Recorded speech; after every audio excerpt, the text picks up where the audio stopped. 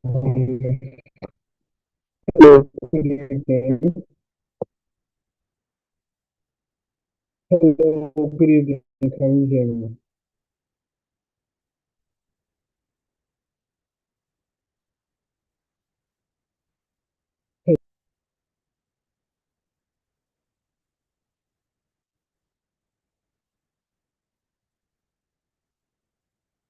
Okay, I want to assume you all can hear me. Welcome to class. Thank you all for joining.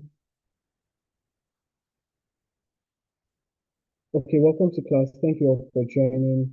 We are in week three, sorry, of our JIIPCC mentorship and internship program. And in today's class, we'll be discussing patients' rights.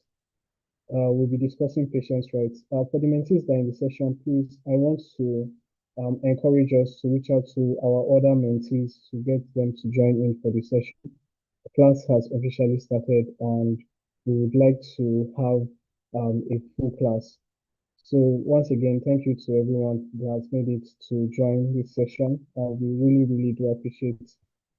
In today's class, like I said, we're discussing patients' rights and access to legal remedies. And our mentor for today is the one and only Mr. Ebenezer Igwat. So thank you so much, sir, for joining. We are happy to have you in class. We are happy to have you in class. All right, so sorry, just a moment, let me turn on my video. Like we usually do, we'll be taking presentations from mentees. So I really, really hope that the presenters for both groups are in the session. Um, yes, because we'll be taking your presentation first. Do we have the presenters in class? I don't know. Are you the presenter for the one?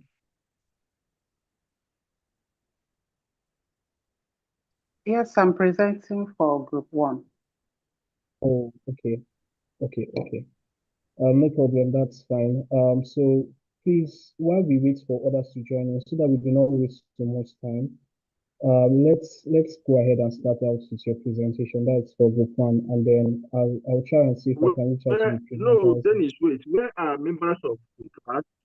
I can only see two people here. It's only two people, Madam Eka and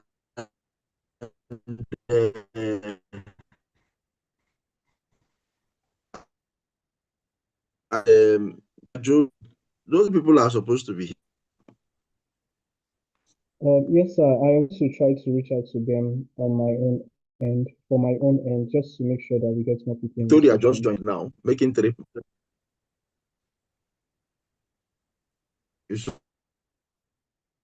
Okay.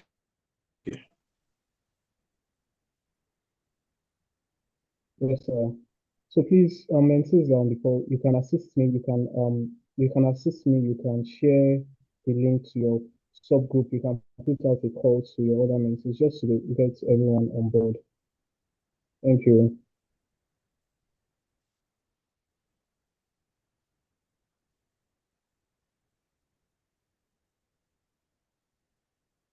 So while I'm reaching out to the members of the group to get them to join in for the class, please, I think it's okay. Let us at least begin the presentation so that we do not waste so much time waiting for everyone to come on board first. So please, Eka, hello, sir.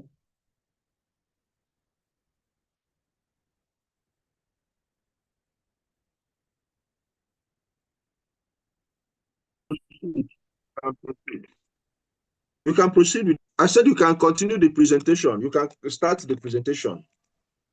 Oh, okay. Can you hear So me? please, Okay. yes, yes, I can hear you. So please go ahead with the presentation.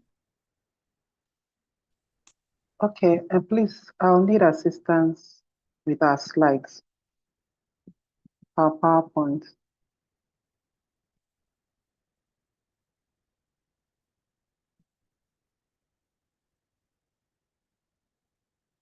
I don't know, I can't hear you, Mr. Dennis. I can't hear. Okay, sorry, I was muted. I thought I wasn't. Please give me a minute. I will share your slides right now.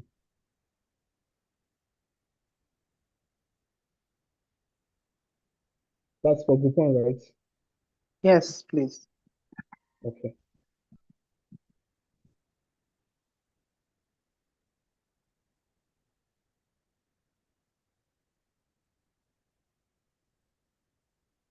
Okay, thank All right. you. Good afternoon, everyone. My name is Ekaite Ikono. I'm presenting for Group 1 on the topic safeguarding patients' rights in healthcare settings. So please, the next group. Okay, thank you. So patients' rights are legal and ethical or moral entitlements of a patient while receiving medical care. So the essence of this right is to ensure dignity, fairness, and respect for the patient. Then on the part of the healthcare personnel, it promotes trust and accountability in healthcare. Next slide, please. Okay, thank you. So subsets, subsets of human rights in healthcare. So these rights are fundamental to ethical and lawful healthcare delivery. They are rooted in dignity and justice, and it ensures that the patients receive safe, respectful, and quality medical care. Please, next slide.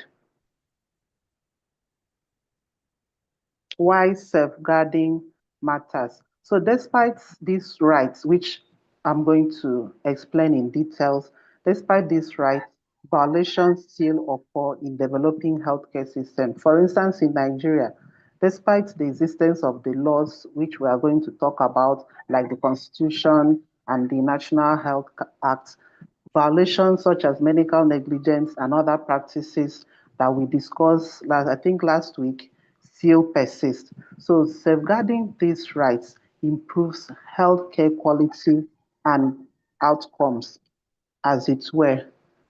Please, the next slide.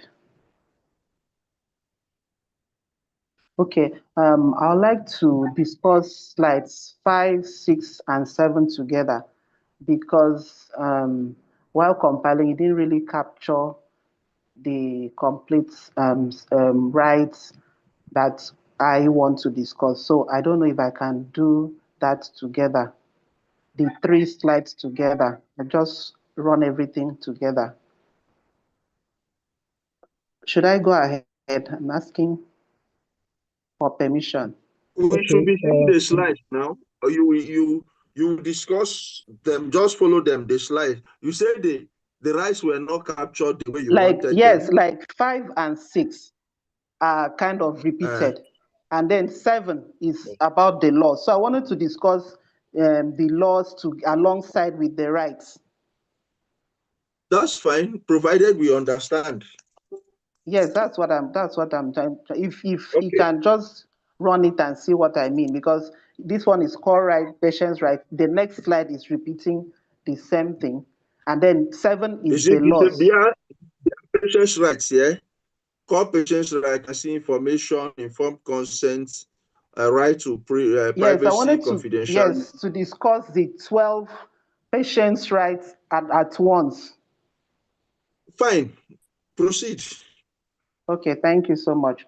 So in the course of we were given an assignment last week. So in the course of doing the assignment, researching on it, I discovered that there are 12 fundamental rights of patients as contained in the Patients' Bill of Rights 2018, as well as the legal framework that ensures the rights are protected and enforceable, which are the Nigerian Constitution, the National No, Health the Act Patient's Bill of Rights, what year?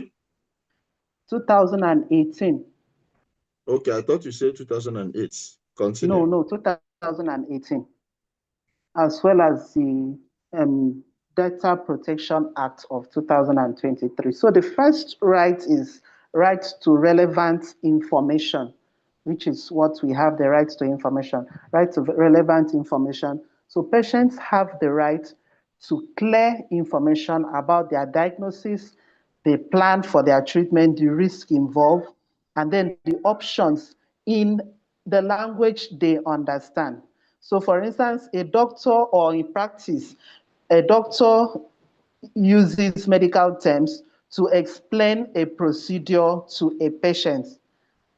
That is clear violation of that right, because I was even discussing with someone. They said, the patient understands English. And I'm like, that's those terms that the doctor is using, the patient does not understand. So the doctor claiming, oh, I spoke English, the patient understood English. It's not in a language the patient understands. So the doctor should have explained those terms in simple terms, even though the patient may be educated and literate.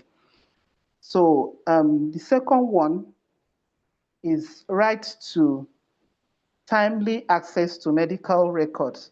So patients have the right to access their medical reports promptly upon request. So I have a scenario where the hospital withholds patient's file because the patient wants to seek a second opinion. That is a clear violation of that right. So the next one is right to transparent billing. Right to transparent billing. So patients must receive clear itemized invoice when they are billing. Mr. Beneza had explained some of these terms, some of these corruption terms that goes on in the medical system, such as unbundling. We did that, I think, 2 weeks ago, on coding and phantom billing. So that violates this right. So the fourth one, right to privacy and confidentiality. As protection, this has to do with protection of a patient's medical data and privacy during examination. For instance, I've experienced a situation where a patient was examined right in front of everybody, and the nurse told us, after all, everybody here are women, so there was no need to cover up. So that's the beauty of this class. Then it was when I studied I discovered that was No, that actually was an very wrong. That was very, that's, very wrong. yes, that's what I'm saying. It was when I studied this that I discovered that was a violation of that patient's right. I didn't know. I didn't even see it that way. It was somebody that suggested, why not cover up? Say that we are all women. So why there's no need. So it was No. while studying this that I discovered that was a violation of a right. Because then me too, I didn't see it in that light. So that was that. The fifth one, right to clean, safe, and secure environment. So patients have the right to be treated in a hygienic environment with sterilized instruments. Sterilized instruments, because those are what we see practically. They just use things and feel,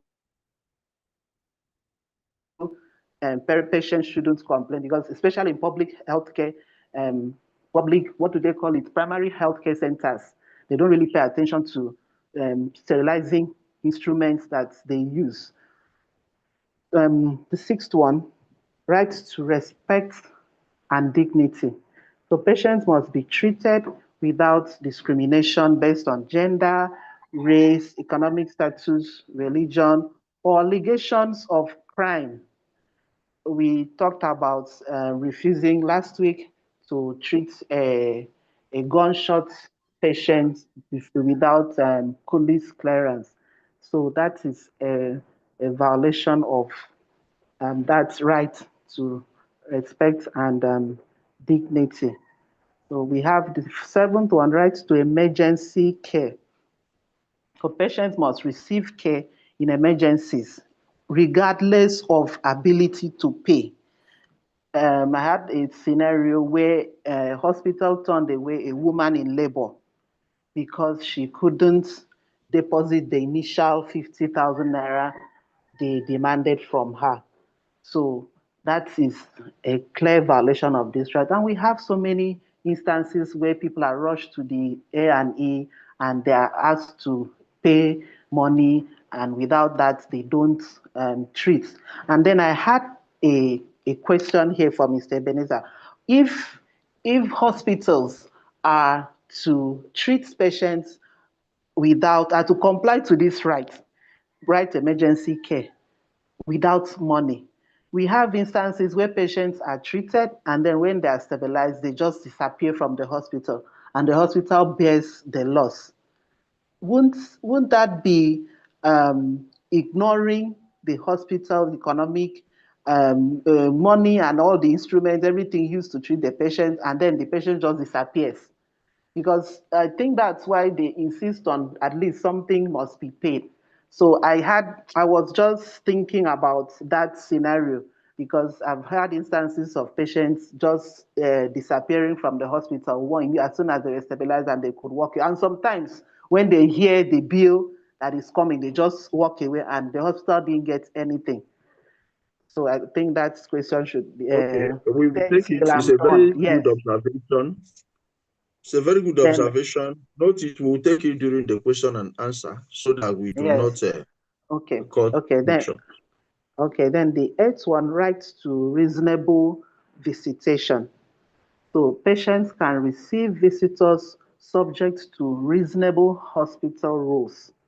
Reasonable hospital rules. We know some hospitals have visiting times between maybe say 10 to 4 and all of that. Then I have another question. I don't know if I should just keep the questions till I'm done You because can ask, but note them. Also note okay. them. Okay. The question is, how about the hospital during that pandemic banning all visitors for a month? Is that a violation of this right, or is an exception to this particular right? So Okay. that's my I hope question. you have written these two questions down. I'll just scribble that because I just when I was reading through the rights, I felt I made some observations and I had to ask myself some questions for like this one, for instance, because it involved patients that were not even not patients that didn't even have COVID. They just made a general ban for a month.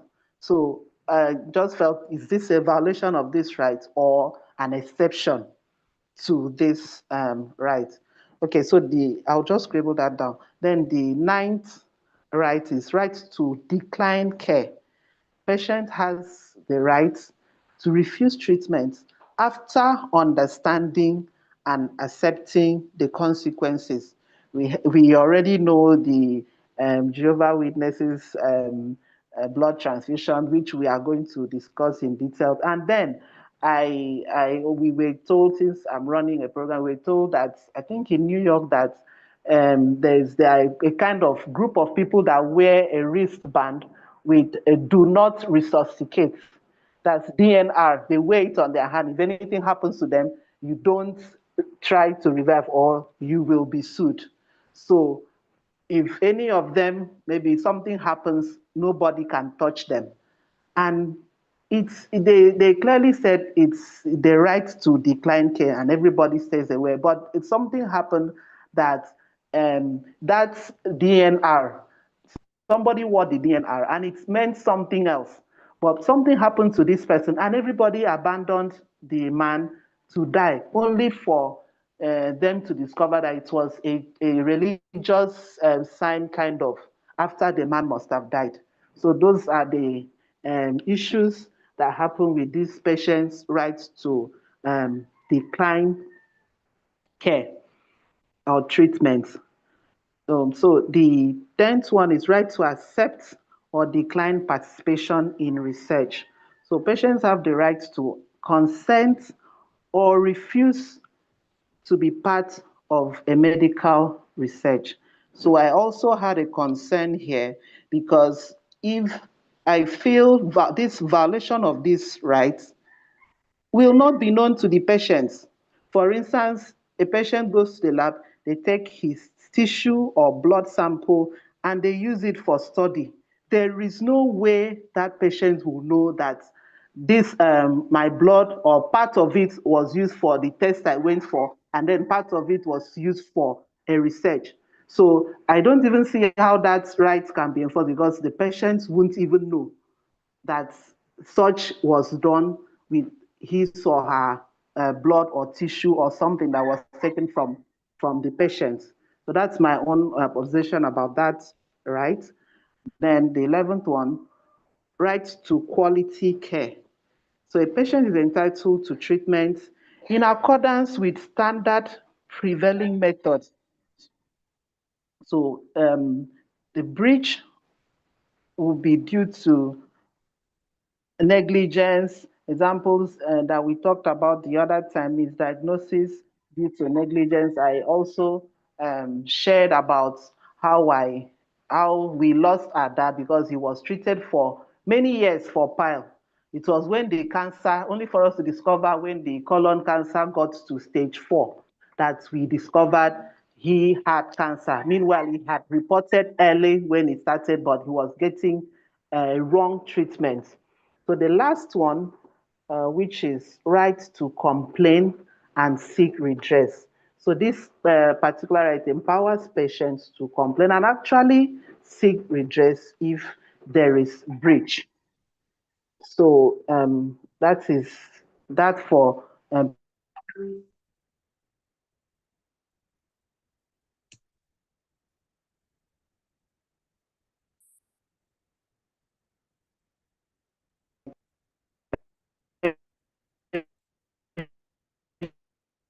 Your line is breaking, oh.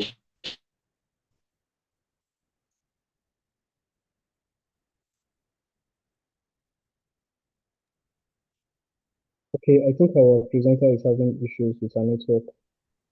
Ekaisi, can you hear us? Okay, so who is the standby for group 2, for group 1? Who is the person? Well, we're supposed to be having 2 presenters. If one like issues of this nature occurs, the alternate presenter continues the presentation. So who is the can alternate someone hear presenter? me? Okay, we can hear you. Okay. Welcome back. Oh, sorry, I had a call just interrupted. So sorry about that. Okay. I'm actually the alternate presenter. The main presenter is not available.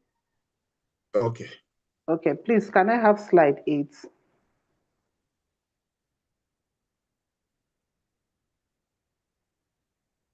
Yes, safeguarding mechanism. Okay, thank you so much. So we have hospital policies and ethics. So there are so many, there's need from those rights I outlined, there is need to safeguard this mechanism. So we had legal remedies which patients can use, fundamental rights enforcement, it could be tort actions.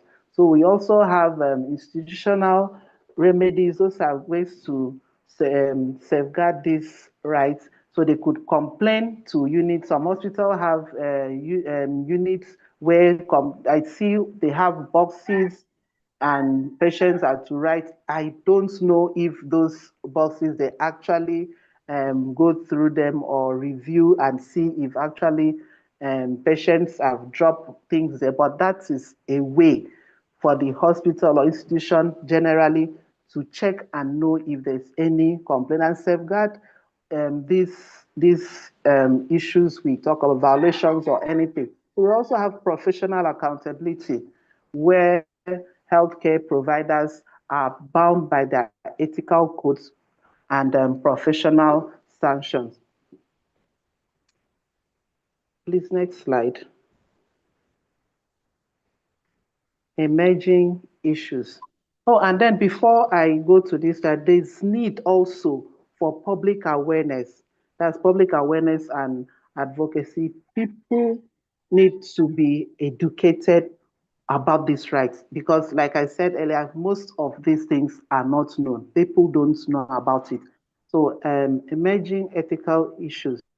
Okay, electronic health records and data.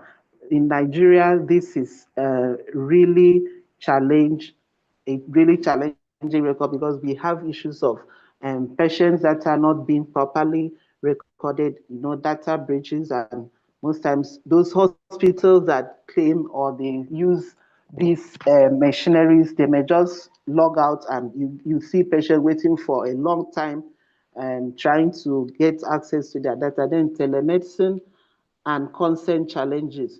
This is part of it.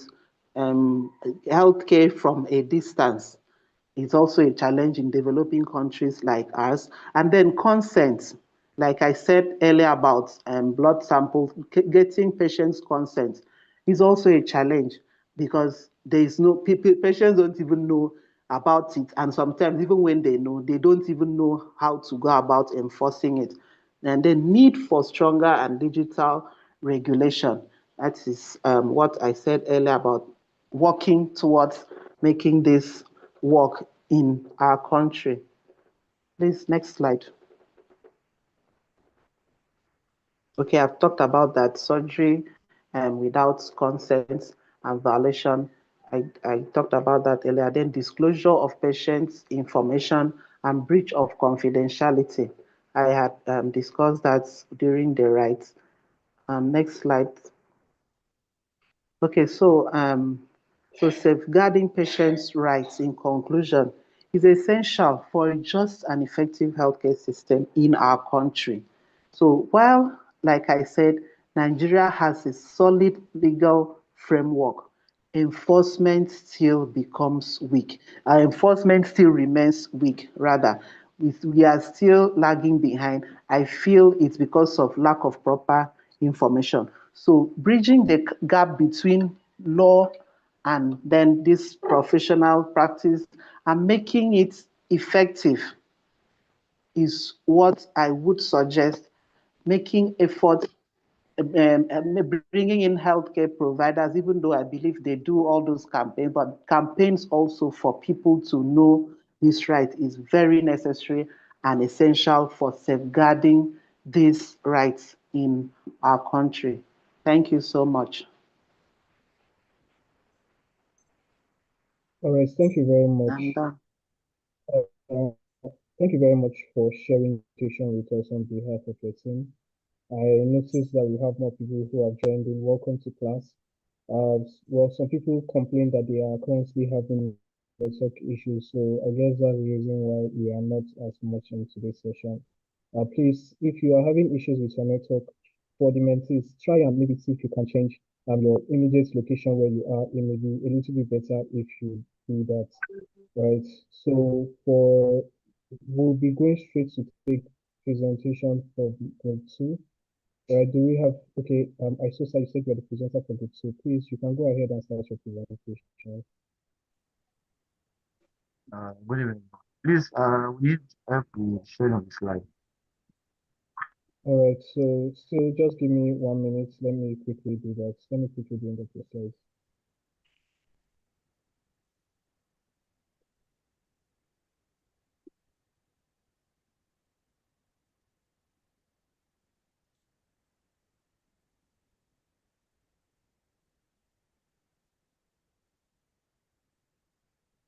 All right, Good so evening, slides are please go ahead.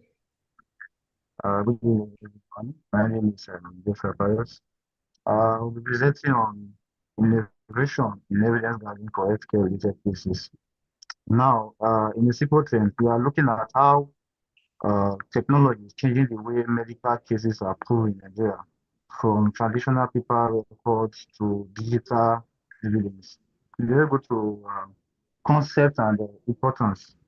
Let's move to concept and importance. It's like two. So before we look at We the can't see technology, your slide. Okay, continue, yes, yes, continue. yeah. Before we look at the technology, let's understand the importance of evidence. Now, in healthcare law, evidence connects what happened in the hospital to what is being decided in court. Now, to prove this medical negligence, four things must be established, which are the duty of the care, the breach, the cause, and the damages. Now, in past, this relied on witness statements and handwritten notes, which can be incomplete or inaccurate. But today, of modern days now, the change in technology now makes this process more reliable, objective, and transparent. So, it's like theory. Now, we are looking on, okay, this part talks about the modern method and the traditional method. where we have under the traditional method, we have the medical record review, where they review the records in written. And also, we have witness testimonies, where witnesses are being called to testify on what they found here. And then we have expert opinions, where the medical experts are being called upon. Then we have physical evidence and autopsy reports. We have limitation which is prone to human errors and incomplete documents. Now, in modern days, we now get to have electronic and health records, HEHR, then telemedicine documents, artificial intelligence, and digital imaging. Then we have key blockchain for accurate data storage. The next slide. Now, electronic and health records. Now, let's look at the health record. These are simply a version of patient files. Now, every session, every action now taken by a doctor is being recorded and time stamped. This helps to clearly show what happened and when it happened. Now, in Nigeria, for this to be accepted in court, it must comply with Section 4 of the Evidence Act, which means that the system must be proven to be working properly at the time that record was created. Slide 4. Now, we now have artificial intelligence, which is also known as the AI and the data analysis in evidence collection. Now, AI is now used to analyze large amount of medical data. It can detect patterns. For example, if a hospital is constantly providing poor treatment, in a letter says AI acts like an analytical witness there. However, now this now raises an important question, which I'm going to ask. Now, the question is, if AI makes a mistake, who is held responsible? Is it the doctor or the software? I'm going to put this down. I'll ask it later. Now, the major challenge is, okay, let's go to slide 5. Telemedicine and the digital communication record. Now, it talks about medical consultation through platforms like WhatsApp, Zoom, and other platforms. This platform now creates what we call real-time evidence, whereby during the consultation time, it's sometimes it is being recorded and kept for evidence sake with the doctor. Now, this helps improving informed consent. Maybe the part where the patient talk another story, they would have to bring out this evidence in order to be able to defend what the doctor talked about. Now, slide 6. Forensic technology. Now, this involves using scientific method to investigate healthcare disputes. Even if a record is deleted, digital forensic tools can sometimes recover those data that have been lost. Now, this means that it must prove that the evidence has not been altered from the moment it was collected until it's presented in court, which means that this forensic data, it needs to be proven that, okay, such data has not been altered till when it gets to the courtroom. Slide 7. Now we talk about the challenges and the challenges and ethics of future evidence gathering. Now, this includes the evidence and the challenges include poor power supply, sometimes weak cyber security and limited access to digital technology. There are also ethical concerns, particularly on data privacy. Under the Nigeria Data Protection Regulation, patient information must be protected at all times. This part talks about the data privacy. Now, this challenge is now the ethics. The patient's data must try and be protected at all times. So while technology improves evidence gathering, it must be used responsibly and ethically, so that there won't be challenges while while gathering the evidence. The next slide. Okay. In conclusion, technology has improved how evidence is being gathered in healthcare. It makes record more accurate, transparent, and reliable. And it ensures accountability and helps protect patient rights.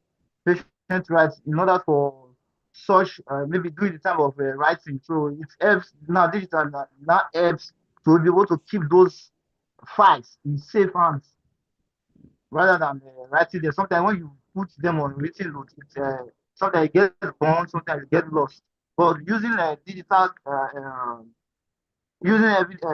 now, it helps to store them in a system. So when the evidence is now called upon, it helps you to go and get them on unauthored. Thank you very much. Thank you for listening. All right, thank you very much, Joshua, for your presentation. Well done to you and to your team members that were able to put it together. So now we've listened to the presentation from Group 1 and Group 2. We want to head over to our mentor, Mr. Ebenezer, to just help us give some clarity to the presentation and also to the discussions for today that we are having. You're welcome, Mr. Ebenezer. Okay, thank you, Dennis. Firstly, let me commend the presenters for your efforts. We were talking about patients' rights. I listened carefully. Apart from the mention of cyber, did they mention it? Let me check. Apart from the mention of Evidence Act, yes, and passive reference to a few other acts, to Cyber Crime Act, no, which was not even mentioned. I didn't see, even for Group 1, Group 1 made reference to the National Health Act passively, and also the Patient's Bill of Rights passively. I did not see any mention, okay, Mention Data Protection Act, National Health Act, Constitution, Section 33, 34, 37. You didn't mention 42. Okay. So, apart from that, I did not see any decided case. I did not see any reference to decided case. I did not see any reference to any authority. And yes, this is not a master's class. Master's class in medical law is 2 years program. To run a master's degree in medical law. Now, but I will consider this, okay, I wouldn't consider it, well, it is what it is, a mentorship program. But that does not in any way reduce the standard. So we're talking about patients' rights. I didn't also see, I wanted us to know who a patient is. I had an expectation, but we will fill in those gaps. That does not detract from the efforts you have made. However, like Oliver Twist, I wanted some more. So, but we will fill in those gaps. Having said that, let's look at who a patient is. Generally speaking, okay, who is a patient? Let me engage the class. Who is a patient? Anybody can answer. Who is a patient? Hello? Can you hear me? Yes, we can hear you. To me, I feel Okay, apart from Dennis, any other participant can answer. Who is a patient? good evening, everyone. My name is Joshua. I think a patient has to do with someone who is receiving medical treatment from a professional healthcare provider. Awesome. I like that. Someone who is receiving medical treatment from a professional or a healthcare provider. Okay. Now, a patient is a person who received the medical care or treatment from a healthcare professional, such as a doctor, nurse, or a therapist. A patient may seek care for different range of reasons, including could be injury, could be illness, it could be a routine checkup, it could be a chronic condition, it could be mental health support, it could be surgery, it could be a surgical procedure, it could be rehabilitative. So I need us to understand that a patient can seek care for various reasons. So sometimes it could be routine checkup. I had a senior friend who was a magistrate, but he's late now, God rest his soul. Every year, he goes to the hospital every December to run a check of his vitals. He does that every year. So not necessarily when he is sick. So that's more like a routine checkup or a preventive care. So every year he goes to the hospital, they check everything, then they tell him you are okay. If there's anything they notice, they say, watch this, watch this, watch this. Okay. So that's also preventive care.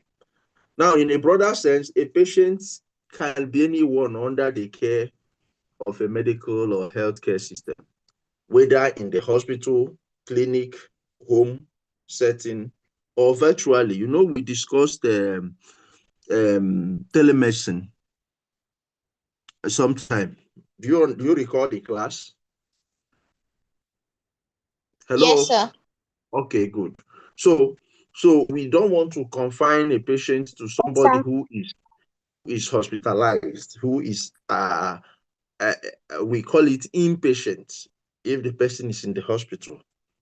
If the person has been discharged and the person is coming from home, the person is called outpatient. So there are, if you go abroad, a lot of our people abroad are doing home care services.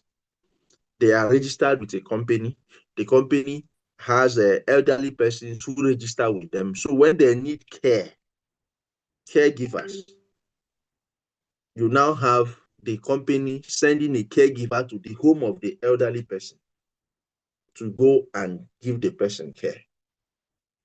So that elderly person also is a patient. Now, under the National Health Act, if you look at Section 64, Section 64 is the definition section of the National Health Act. So pay attention to what I'm going to say now because this is important. We are talking about patients' rights. So let's know who a patient is and how the law in existence, what the law or how the law defines a patient and the different contexts. Now, the National Health Act uses the term user to describe a patient. Now, under the National Health Act, user means a person receiving treatment in a health establishment. That treatment includes blood or blood products or using health services. And if the person receiving treatment or using health services is below age, that's below the majority age, if the person is a minor, we are defining user. And we are saying that under the National Health Act, patient is referred to as user. If you have a copy, check section 64. So now, user includes, that's where the user is a minor. If it's a person below majority age, includes a person's parents. So we have moved from the young child to include the person's parents or guardian or another person authorized by law to act on the first mentioned person's behalf or incapable of taking decision. So where the user is a minor, user includes here the person's parent or guardian. You know, that minor decisions will be made on his or her behalf. And that decision will most likely be made by his parents or guardian or another person authorized by law to act on the first mentioned person's behalf. That's on the minor's behalf or where the minor is incapable of taking decision, user will now include the person's spouse. Do you get it? Are you following this definition? Yes, We are yes, sir. saying, okay, Yes, sir. so yes, we have discussed user, and we have defined user, and we are saying that where the user is a minor, where the person receiving medical care is a minor, that is a user will include the person's parents or guardian or anybody authorized by law to make decision on the person's behalf. B, where the user is incapable of making decision, that user may now include the person's spouse. Now, in the absence of a spouse, it will now include the person's parents, grandparents, adult child, brother, sister, or another person. So this is contemplating maybe an adult, a single adult who is not married because the person doesn't have a spouse. But here the person has a parent, the person has brothers or sisters, or even grandparents who are catering for him in the hospital. Those people are covered here as users. So indirectly, they are also patients, technically speaking. Then C is a person authorized by law to act on the first mentioned person's behalf. This is a case where maybe a child is adopted, or maybe somebody has an order of guardianship over a child. So that person has been authorized by law to act on behalf of the first person's of the first person that was mentioned. So for the purpose of this class, we are going to restrict our definition of patients, or we will use it interchangeably, because I need you to get familiar with the act. So we will restrict patient or user as used in the National Health Act to mean a person receiving medical treatment in a health facility, in a clinic, home setting, or virtually, whether for illness or injury, routine checkups, or preventive care, chronic condition management, mental health support, surgical procedure, or rehabilitation. So now this gives us a broader view of who a patient is. Now we come to what patient's rights are. What is patient's rights? Let's look at the definition given by Group 1.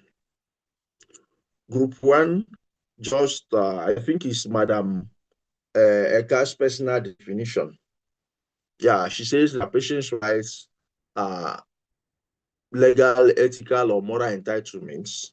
But the emphasis is that patient's rights is to ensure respect for the dignity of the patient and fairness, and also promotes accountability and trust in healthcare. That's a good one. So let's look at what are patients' rights. One, patient's rights are the ethical and legal principles that protect individuals receiving healthcare, ensuring they are treated with respect, provided with necessary information, and empowered to make informed decisions about their care.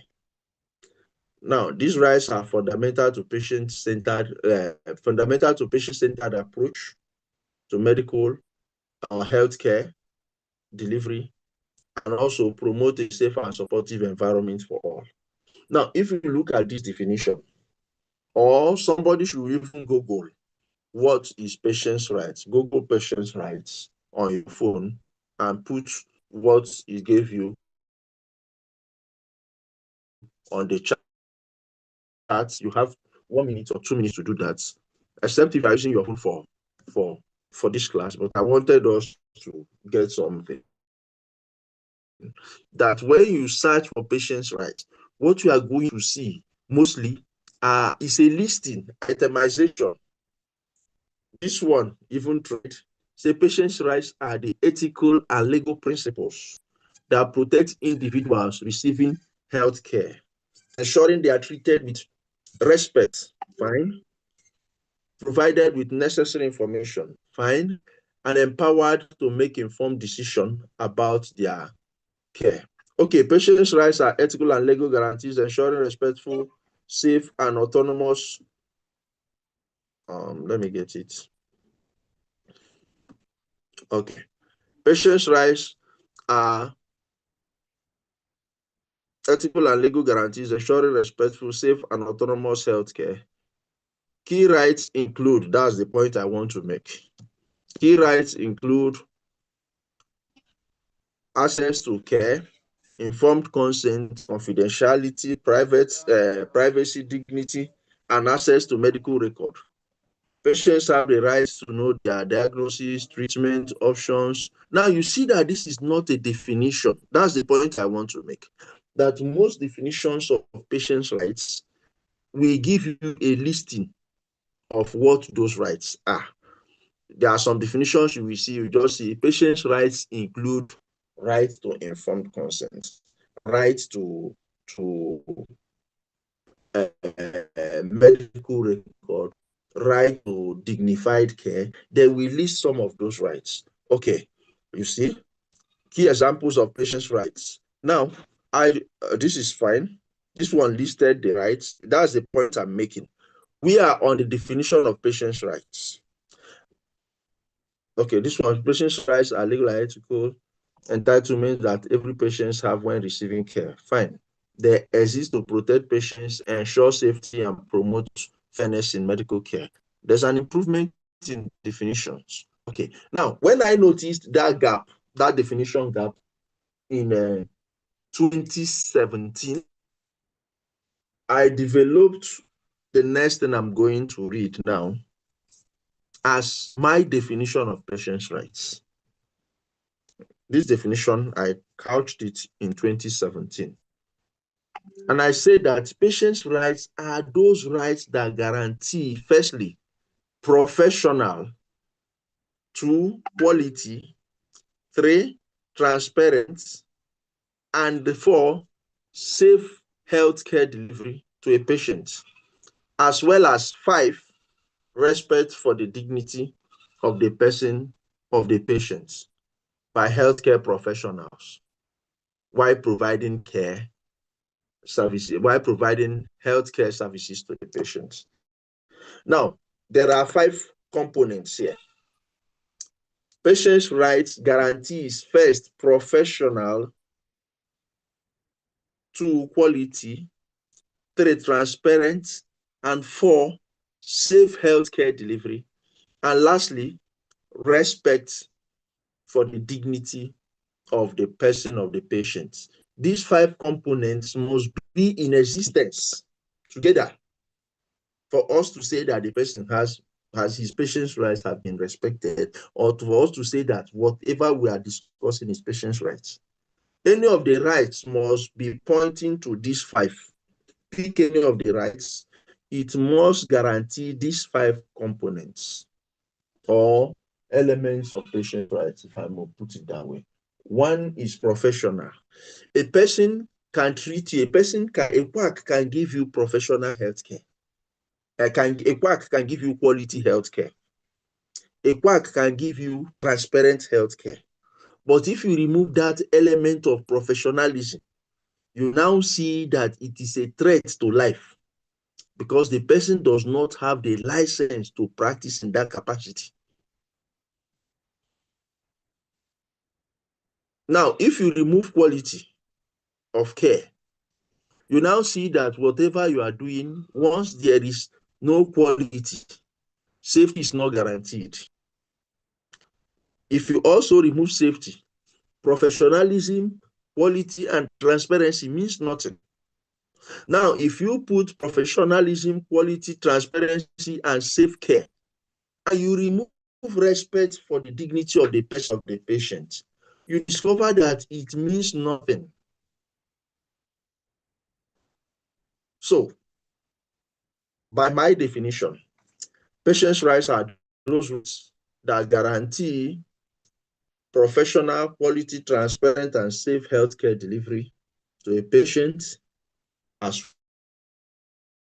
well as respect for the dignity of the person of the patient by health professionals, healthcare services to the patient. So we're going to rush now.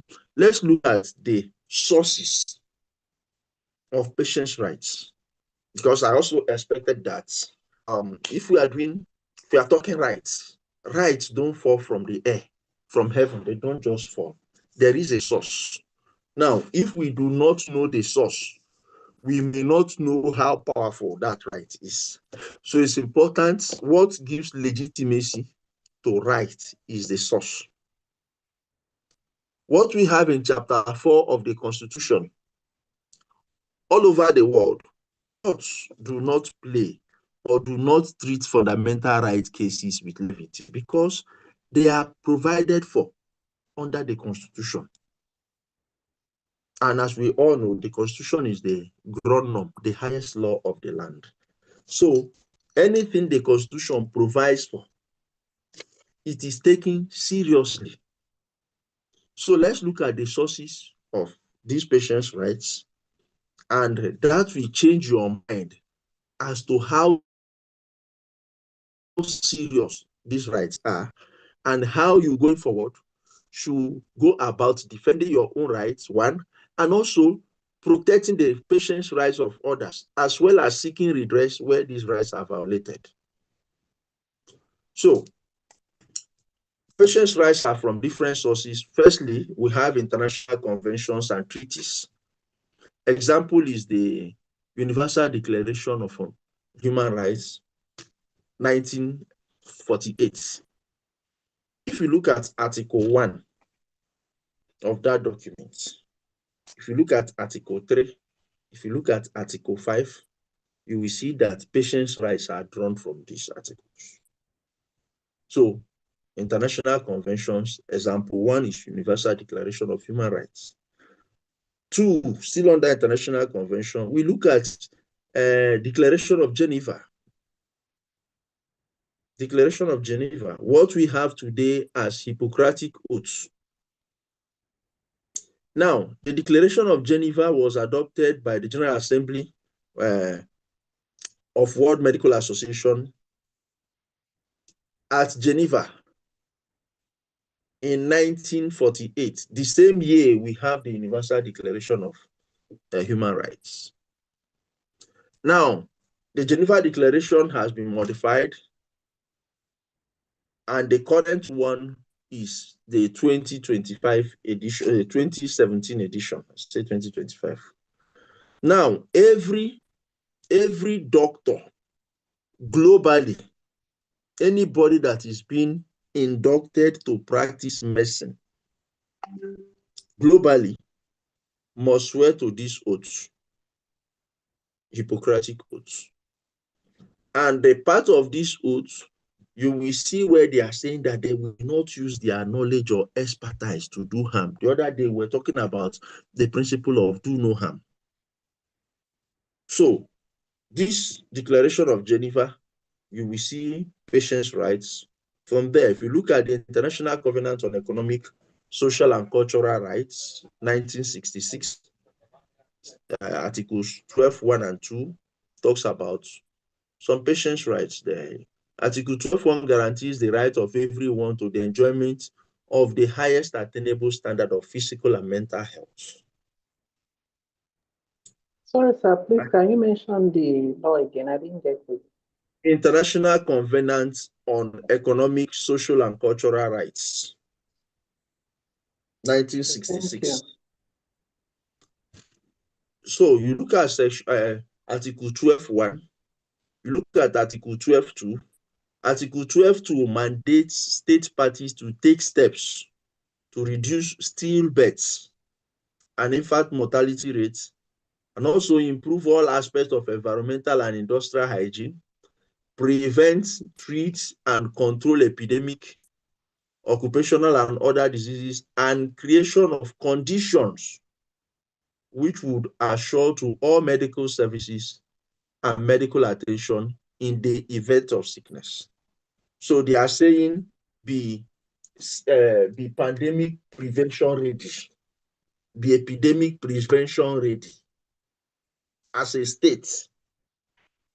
Then we look at the Helsinki Declaration of 1968. Now, this is the first international document that set out rules of medical experimentation with human and human research ethics. It was from the Helsinki Declaration that we started talking about patient's autonomy in terms of research.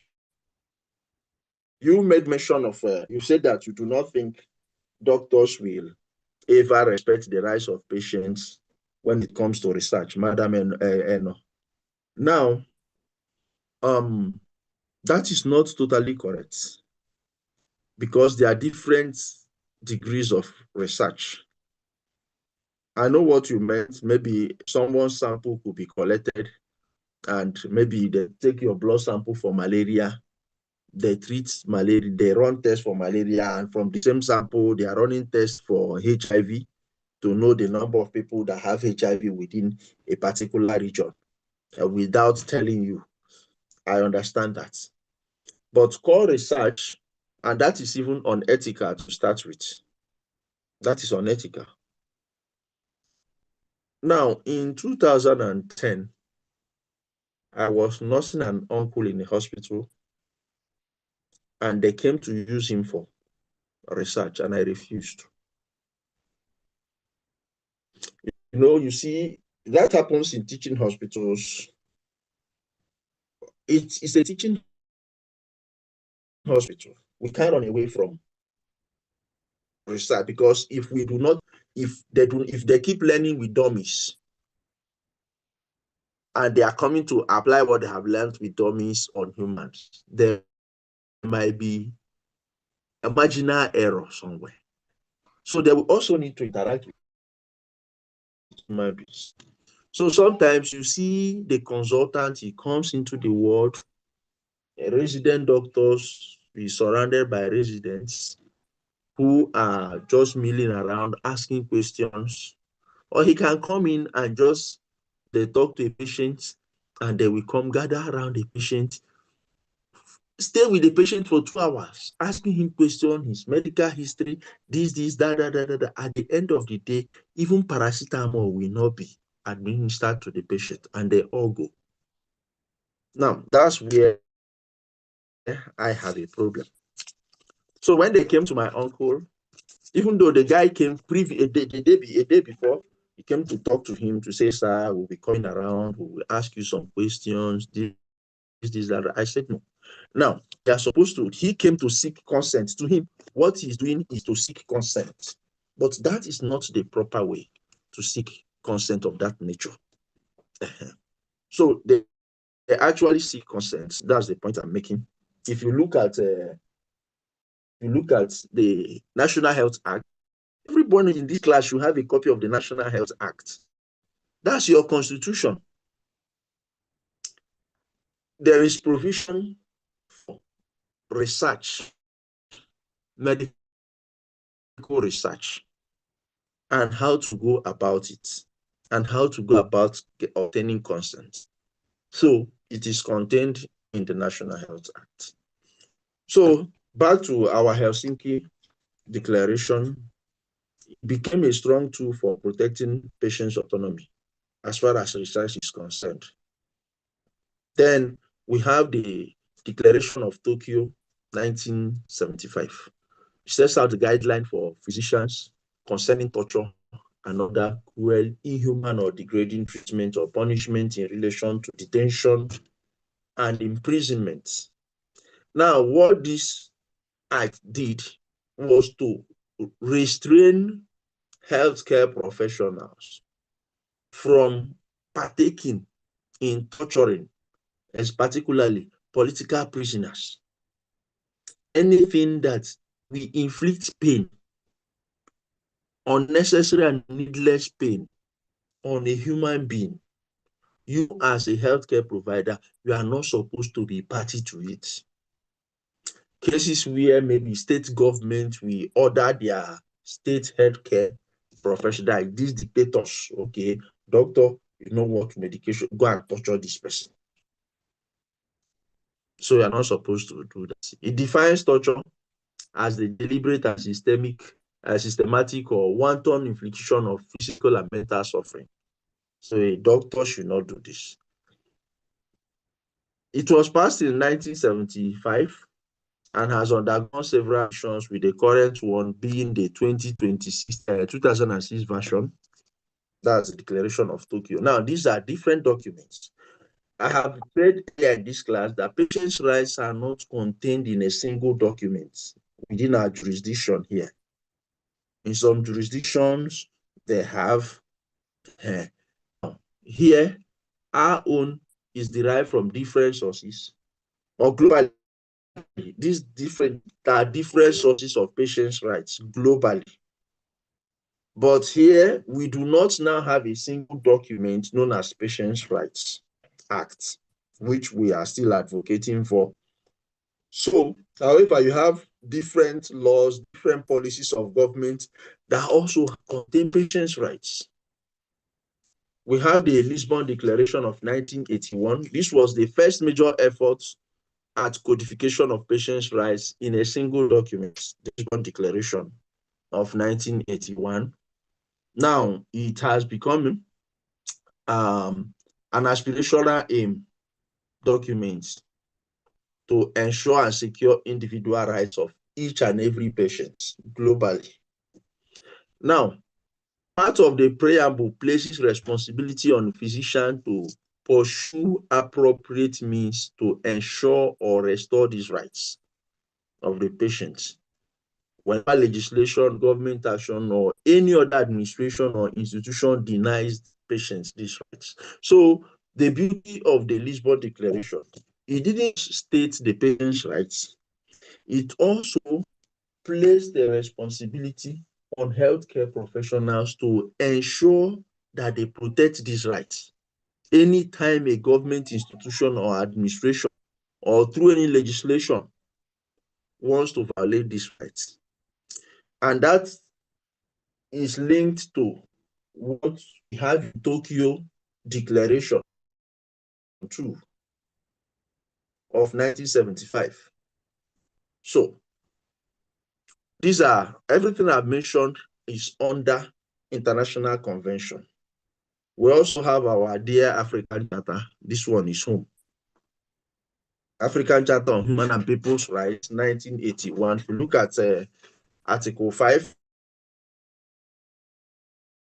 recognizes the right to the dignity of human being, which includes patients and freedom from torture, cruel or inhuman treatment and degradation, or degrading treatments. If you look at Article 6, it recognizes patients' rights to personal liberty, and the security of his or her person was established and guaranteed. If you look at Article 16, the same thing. In fact, it guarantees patients' right to freedom from unlawful detention. Then, if you look at Article 16, it recognizes the enjoyment of the best attainable state of physical and mental health as a right. State parties are under mandatory obligation to take necessary measures to protect the health of the people and ensure that they receive medical attention when sick. Then we are done with the international space. So we are home now. We look at domestic legislations. The second source, I said the first one is international conventions and treaties. So everything I've mentioned is under international conventions and treaties. We now look at domestic sources or domestic legislation. Firstly, we have acts of the National Assembly.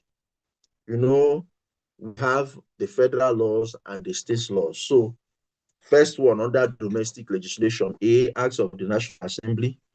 We look at, of course, the Grand Norm 1999 Constitution as amended. Everything you have under Chapter 4, with the exception of few, are patients' rights, starting with rights to life, Section 33. Respect for the dignity of human person. You have right to privacy. You have freedom from discrimination, freedom of movement, freedom from torture,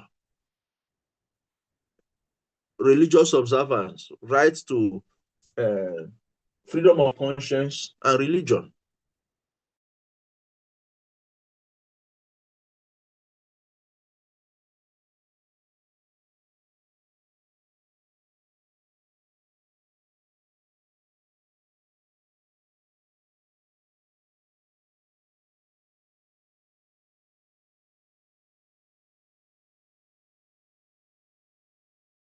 Hello, sir. Freedom of thought, conscience, and religion. So you see it. So we look at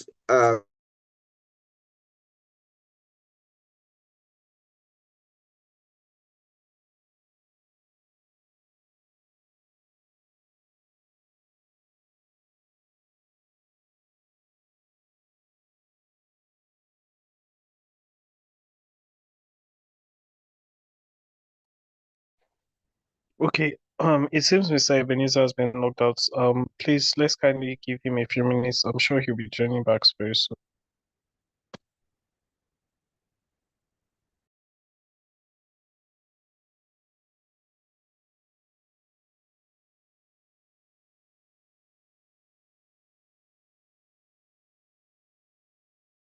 sorry, please.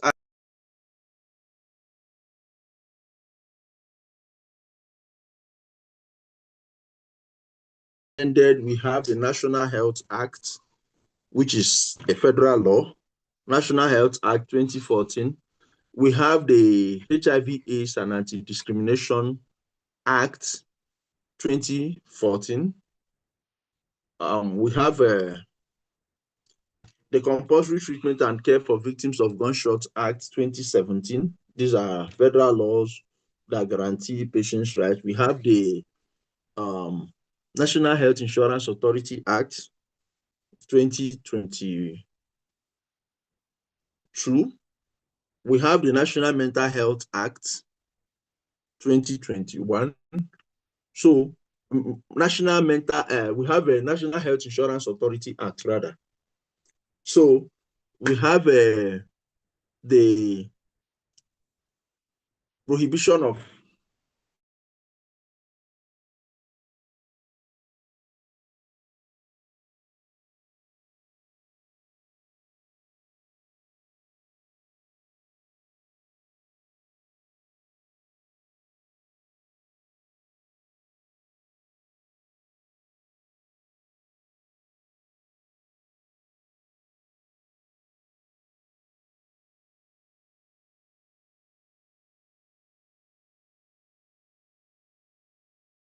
hello. Sorry about my network. What's the last thing you heard, please? What was the last thing you heard? You said prohibition of something. Okay. Disability Act, prohibition of discrimination and stigmatization of persons living with disability Act. So we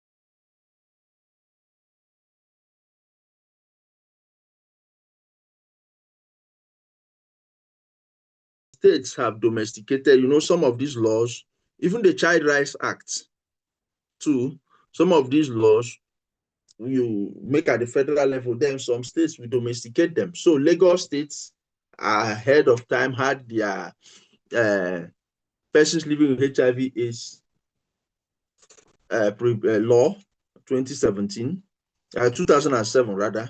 Then we have a compulsory treatment and care for victims of gunshots laws of Rivers State 2022. So you now see that some states have domesticated them. So that's under domestic laws. Under domestic laws, we have A, federal laws, B, state laws, federal acts or acts of the National Assembly, then B, state laws. Then number 3, we now have code of ethics for medical and healthcare professionals. So different code of ethics for different disciplines. So starting from the International Code of Medical Ethics, which applies to doctors globally, you have the Code of Medical Ethics for Nigeria, which is applicable to doctors here. So here you have also patients' rights. Even at the federal acts I mentioned, you also have the Medical and Dental Practitioners Act under that. So from these sources, you glean patients' rights here and there. You have the Code of Professional Conduct for nurses, Code of Professional Conduct for laboratory scientists, Code of Professional Conduct for pharmacists, Code of Professional Conduct for anesthetists, radiographers. You have all of them. So all these fall under Code of Ethics for Medical and Healthcare Professionals. All these. So that's the third source. Then you now have the fourth source: subsidiary legislations, regulations, policy frameworks, and relevant government agencies that guarantee or protect patients' rights.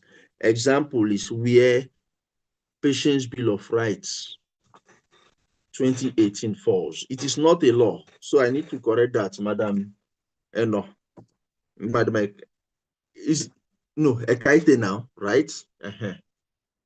So it is a regulation. It is a regulation. Patients' Bill of Rights 2018. It was produced by the Federal Ministry of Health and Federal Competition and Consumer Protections Commission. Now, it used to be council, it's now commission. So you also, this one, a lot of people are not aware of it. Standard minimum guidelines for human rights of COVID-19 patients in treatment centers in Nigeria 2020. It was produced by the National Human Rights Commission during the COVID lockdown and pandemic. So we also have the COVID-19 Health Protection Regulation, Coronavirus COVID-19 Health Protection Regulation 2021.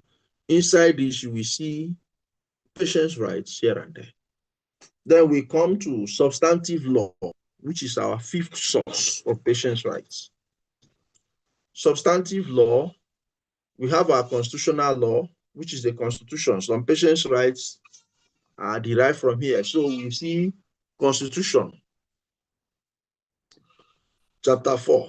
Every constitution of every country of the world has fundamental human rights globally. So you now see that patients' rights is also derived from the Constitution. We're talking about substantive law now. We looked at constitutional law. Then we look at law of contracts.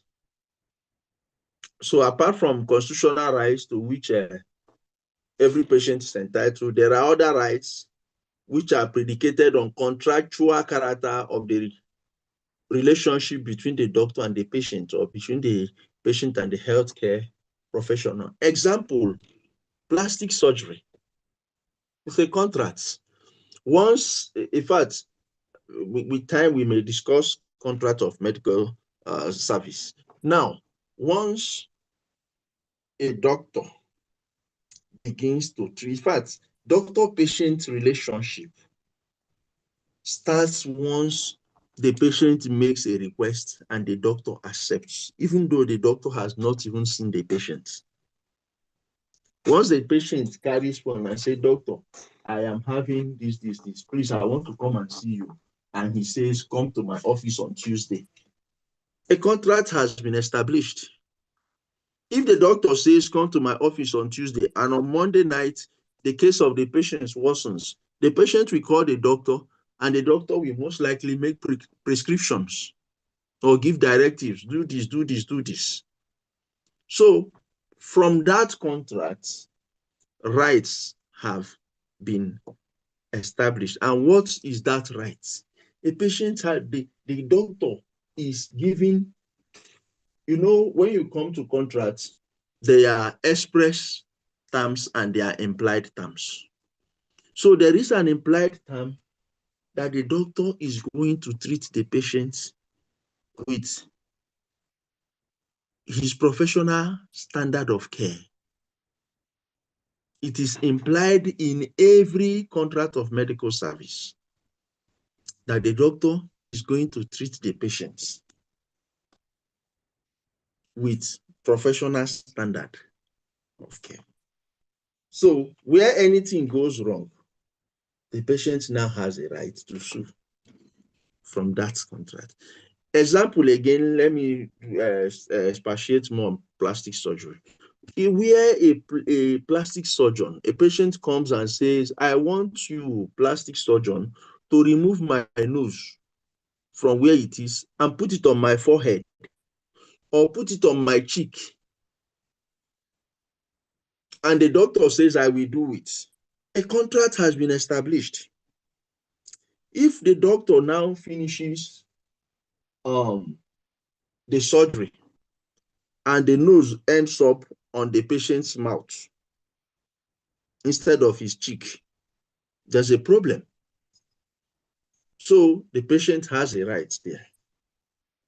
Don't forget that we have said that in every contract of medical service, there is an implied term running underneath.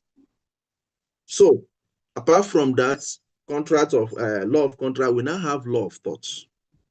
It is from law of thought that we're now talking negligence, that we're now talking duty of care. Now, all those rights that are attached to duty of care, consent, informed consent, right to information, and all that, you now see that the patient's right, we have patient's right derived from substantive law. Then lastly, case law. In our last class, I was making reference to some decided cases. Now, those cases have come to stay as the rights of patients that the court has guaranteed the patients beyond what is written in the law. The court has interpreted the law and say, yes, patients, you have these rights. Example is the case of Splendorf against Society of New York Hospital. It's a 1914 case where Lord Cardoso held that every human of adult years and sound mind has a right to determine what shall be done to his own body. And a surgeon who performs an operation without his patient's consent commits an assault for which he is liable in damages. So this is the locus classicus for patient's autonomy, that every human of adult years and sound mind has a right to determine what shall be done to his body. You now see where we get that right. When we are saying a patient has a right to refuse treatment, this is where it's coming from. The court, beyond what the law said, the court has interpreted and given verdict and said, yes, this is the position. We also looked at the case of Medical and Dental Practitioners Disciplinary Tribunal against Okonkwo, where the Supreme Court affirmed the right of a patient to receive treatment on ground of his religious belief. So these are sources of patients' rights. We have international convention, we have domestic laws, we have a professional code of ethics of different disciplines. Then we have regulations and policy frameworks different from laws. Then we have substantive law and we have case law. So these are the 6 sources of patients' rights. So we can now go into looking at different patients' rights that are applicable in Nigeria and other parts of the world too. So one, we have right to life, section 33 of 1999 Constitution. Now, every patient's right is tied to right to life. It is only when you are alive. In fact, every patient's right we have is to guarantee and secure a patient's right to life. Your right to information, your right to consent, your right to privacy, your right to it is to guarantee and safeguard the life of the patients. So if you look at section 33, you will observe that the exceptions to right to life under section 33, it does not include death by medical negligence or medical practice or violation of patient's rights or death by refusing receiving medical treatments. So this is strengthened by the case of Joseph Odafe and others against AG Federation. It's a 2004 case. Joseph Odafe and others against AG Federation and others. 7/2004 African Human Rights Law Reports, AHRLR.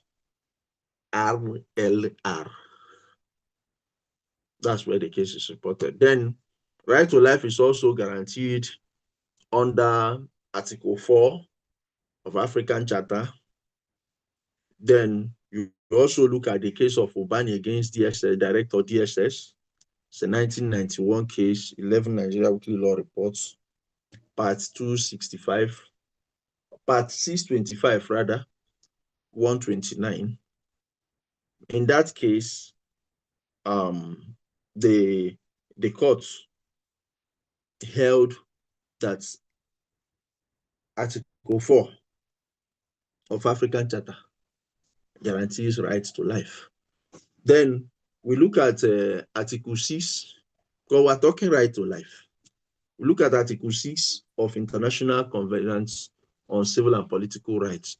If you recall, I gave you an assignment and I said, discuss the patient's rights as contained in the Patient's Bill of Rights, then link them to other laws. So as a participant or a student of this class or a medical law student, that's what who you have become now, you must have these laws. They are your tools of trade. You must have them at the tip of your fingers and see how they interconnect. As a patient is briefing you in your head, you are knowing, okay, this is what has been breached, this right has been breached, this right. Not just knowing the right, but the source of that right. Under which law is that right anchored? So if we are going to sue, which law are you bringing your claim under? So we look at Article 6 of International Covenant on Civil and Political Rights, guarantees the inherent right to life. So we are talking right to life. Then we go to second one, rights to information. You look at section 23(1) of the National Health Act, you look at rule 19 of the Code of Medical Ethics, you look at the Patient's Bill of Rights. Now, this is the assignment I wanted you to do. If you mention a law, if you mention a right, you connect it. It is provided for here, it is provided for here, it is provided for here. So, rights to information. Now, rights to information, a patient has a right to information. What information? The nature of the ailments. You must know the components of each right or the elements of each, or ingredients of each right. You don't just say he has a right to information. When he has a right to information as to the nature of the ailments he or she is suffering from, the treatment options available, not just the treatment option the hospital can provide. 3, the probable side effects of each treatment option available. 4, the benefits, risk, cost, and consequences of each treatment option. Now, this information should be given to the patient as much as possible in the language the patient understands. That means where a deaf and dumb patient comes to the hospital, the patient will require to be communicated to in sign language.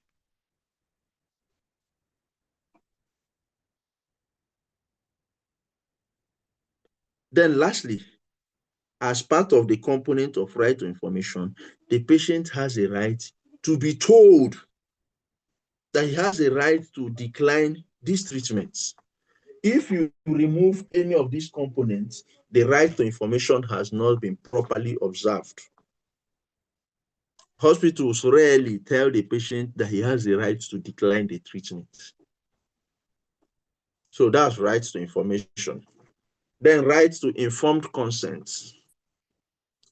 We look at Rule 19 of the Code of Medical Ethics. We look at a patient's Bill of Rights also.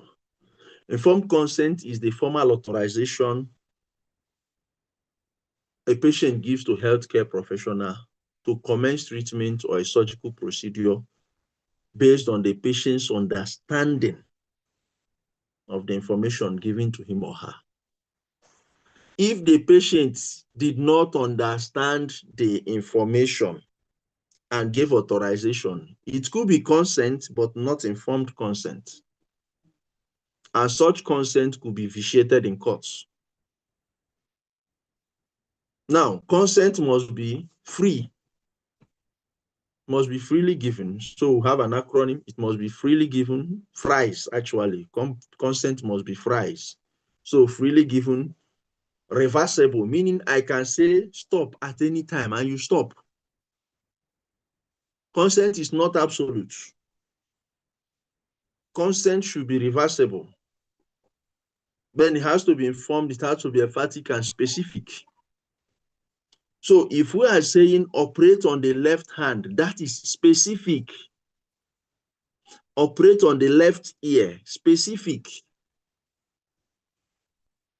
Not, okay, I consent to operate. Operate where? So any consent that is obtained without proper information to the patient is invalid and may amount to medical negligence or give rise to action for battery. Now, if you look at the case of Okekaru against Tanko, it's 2002, 15 Nigerian Weekly Law Reports, part 791 at 657.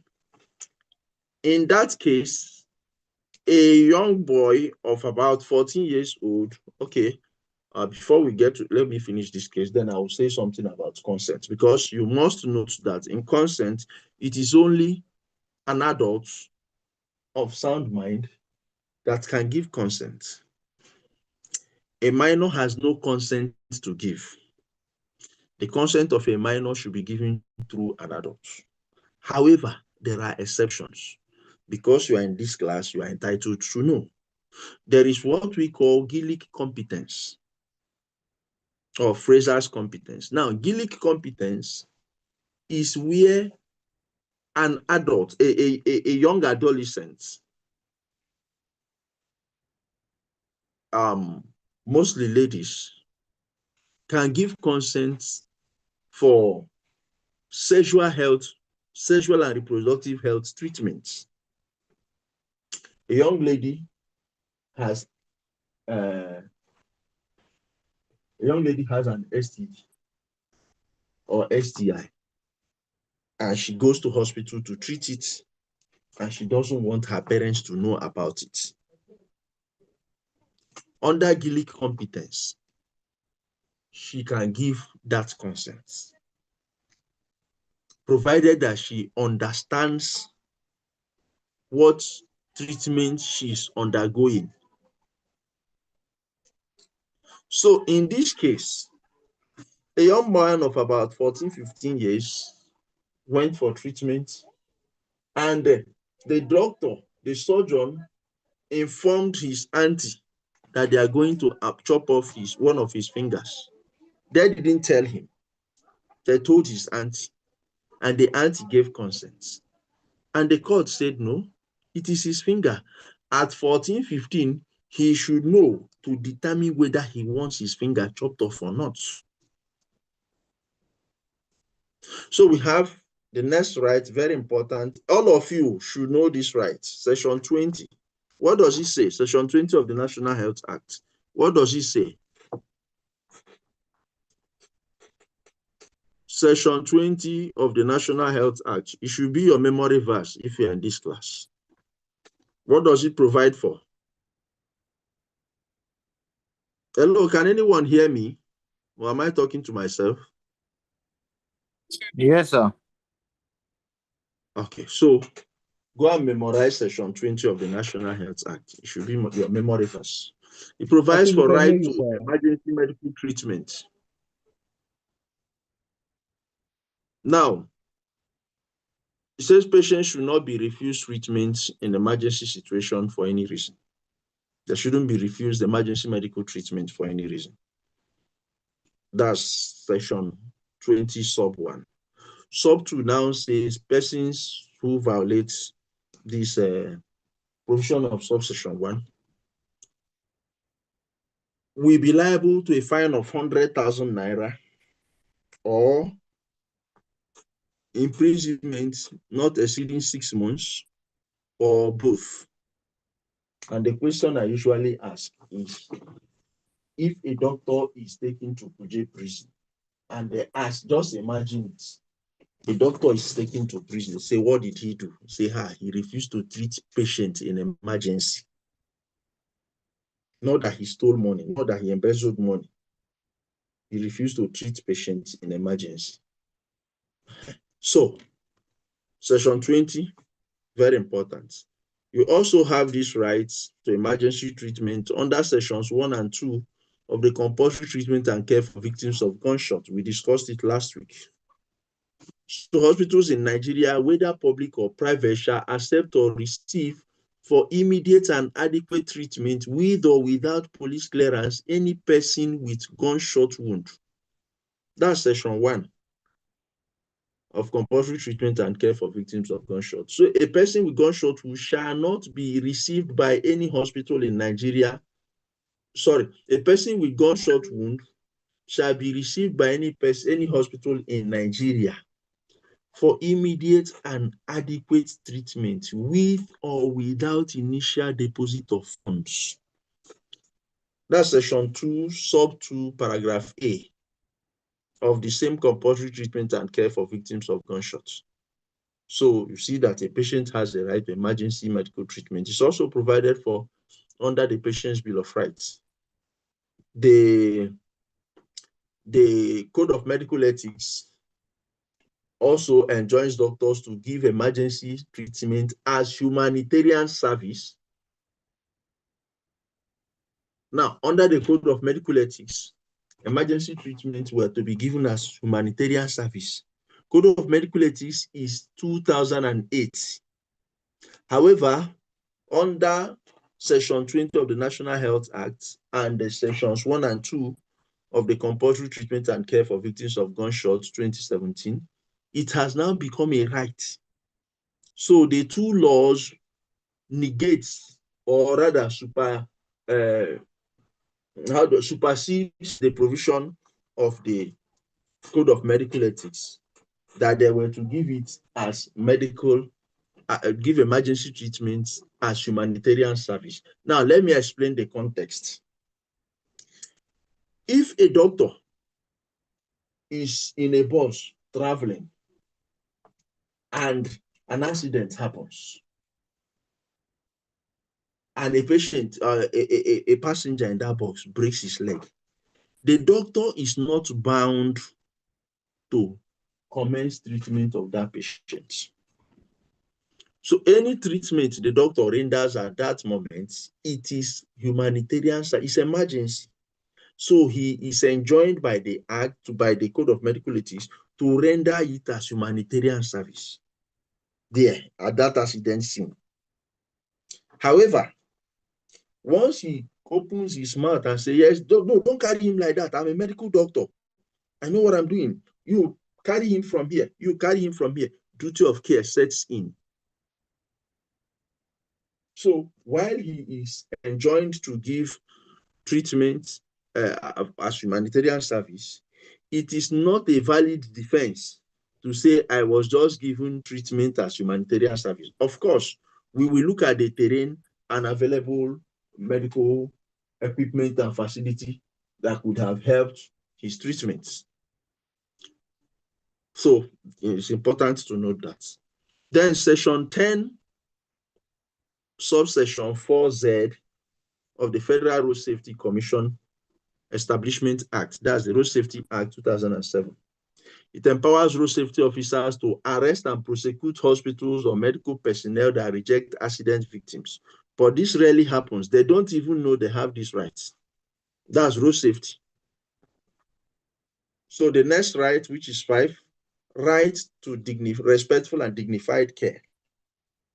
You look at the Constitution, Section 34, 1A. You look at Section 22B of the Compulsory Treatment and Care for Victims of Gunshot Gun Act 2017. You look at Section 11D and E of the Code of Medical Ethics 2008. You look at the Patient's Bill of Rights.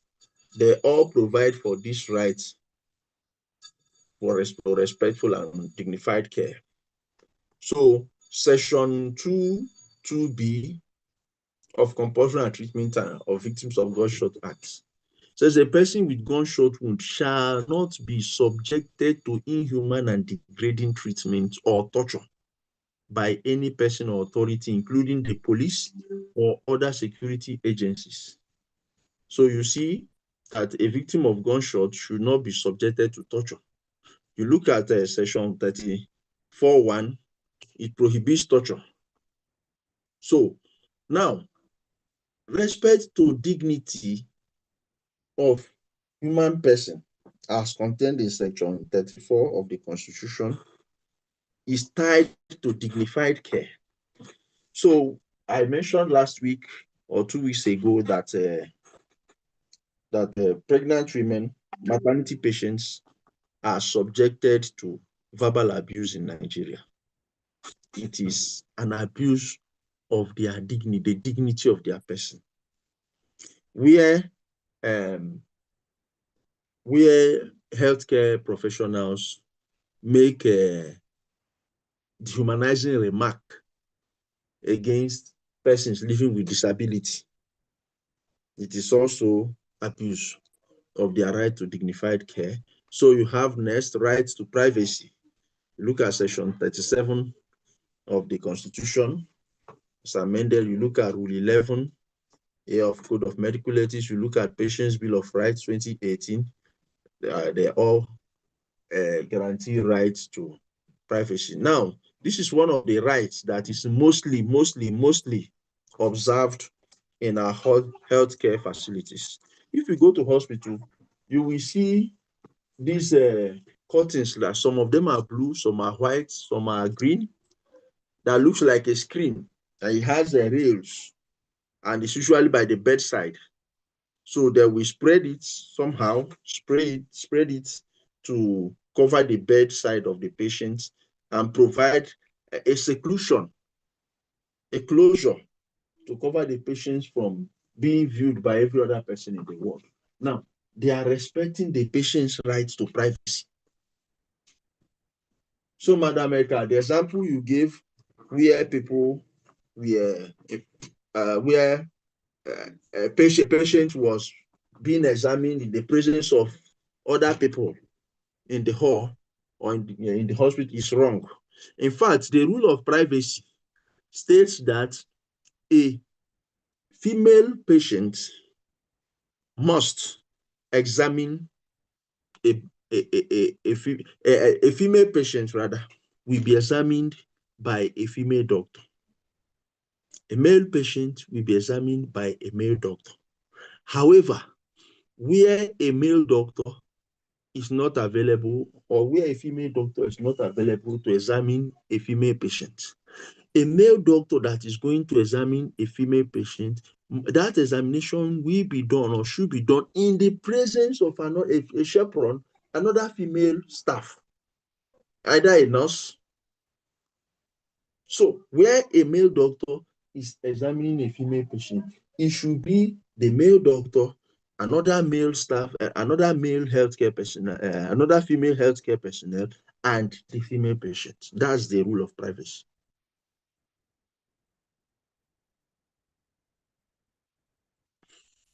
Then, right to confidentiality of medical records, Section 26 of the National Health Act provides for the following exceptions, though a medical record of a patient, the content belongs to the patient.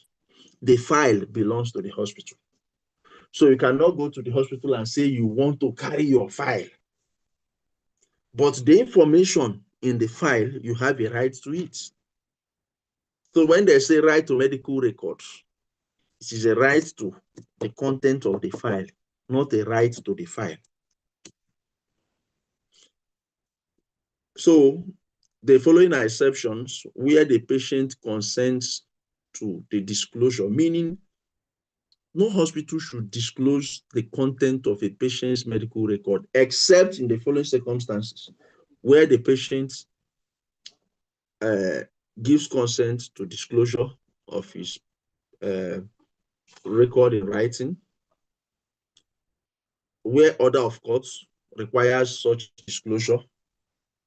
In the case of a minor with the consent of the parent or guardian, the case of a person who is otherwise unable to grant consent upon the request of a guardian or representative. Then finally, where non-disclosure poses a threat to public health. And the example I usually give here is the case of COVID or the case of Ebola. Now, if a healthcare professional, if we recall when Ebola came into Nigeria, Dr. Stella Dadafo, God bless her soul, was the person who treated the Liberian guy, carrier. And she raised alarm that she didn't need a court order to disclose that this person is suspected of having this Ebola. The same with COVID. The same with Lassa fever. So if it is an ailment that is a threat to public health that could lead to an epidemic or pandemic, the healthcare provider is empowered under the law to disclose that so and so patient has this. Of course, the disclosure is not announced on radio.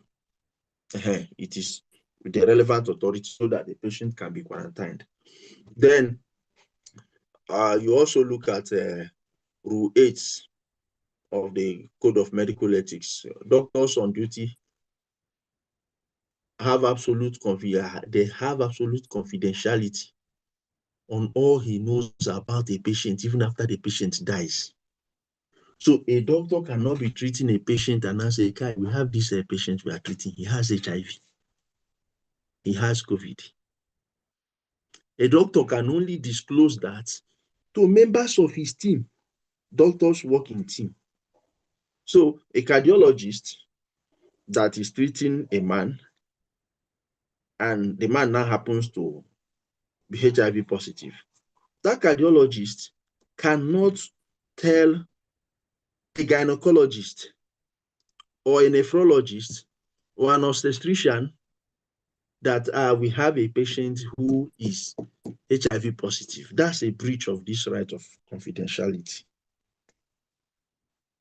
So communication between doctors, it must be within the team of doctors treating the patients.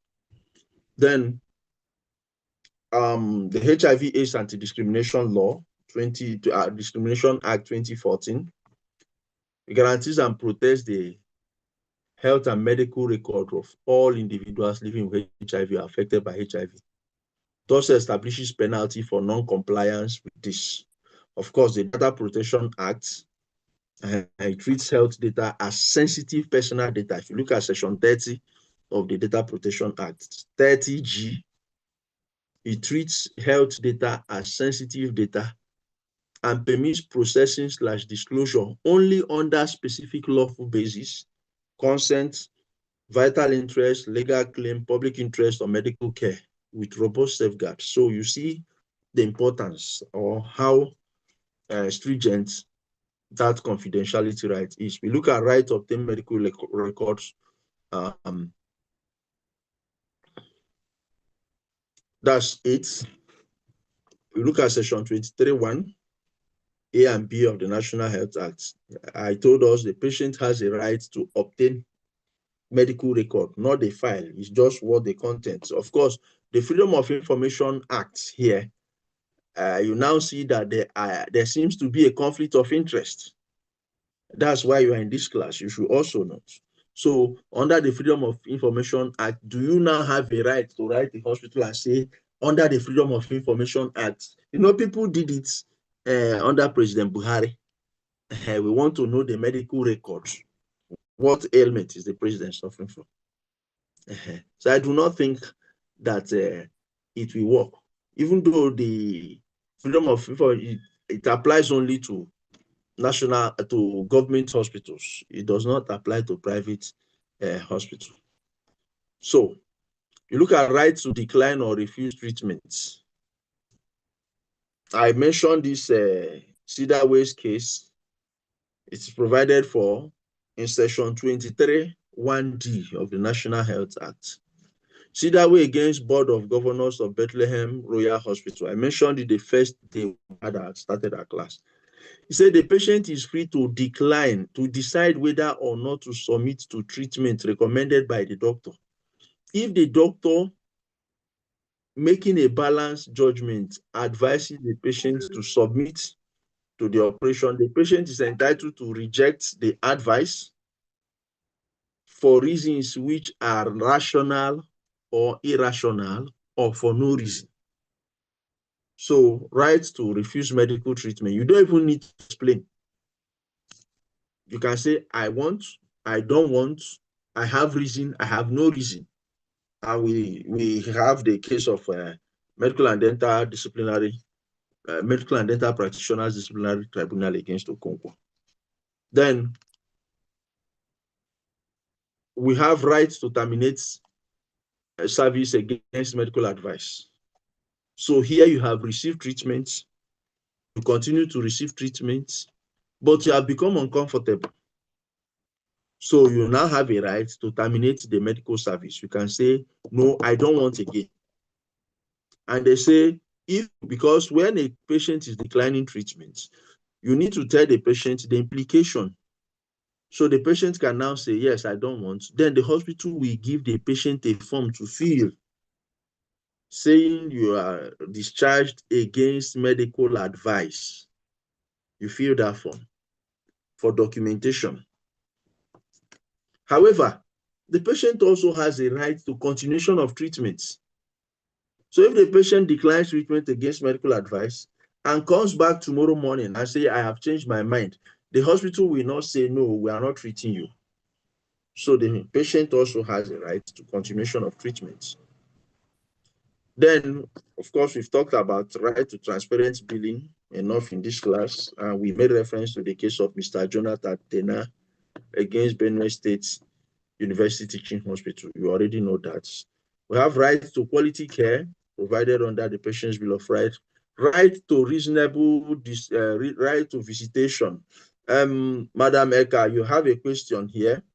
Now, your visitation should be done within the hospital hours. The hospital has a time. If the hospital says visitation is from 4 p.m. to 6 p.m., you do not go there by 1 p.m. and insist that you want to see the patient and your patient is inside shouting, yes, I have a right to visitation. That right is subject to the time of the hospital. If they say visitation is from 1 to 3, 4 to 6, you have to obey.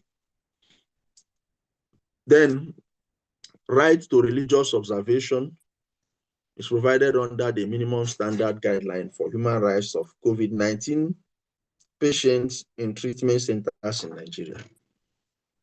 You have a right to clean, secured, and safe healthcare environments. Right to clean, safe, and secured healthcare environments. I think either the 2023 or 2024 class, I shared with them a video, 2 horrifying videos. One was where cow, Nama, entered the hospital. The other one was a hospital ward infested with monkeys, invaded rather by monkeys. Monkeys were jumping from one end to the other, jumping, not 1, not 2, not 5, Now, my question is, imagine that somebody is being transfused, either drip or blood transfusion or drip infusion, and the monkey jumps and pulls the line. There have been cases reported in newspaper where armed robbers go to a hospital, rob the doctor and rob the patients. If those patients sue the hospital, they have a right here. Provide a right to clean, safe, and secured healthcare environments. I mentioned last week where maybe a cleaner in the hospital is mopping the floor. If he didn't put a caution sign and a patient slips and falls, the patient can sue.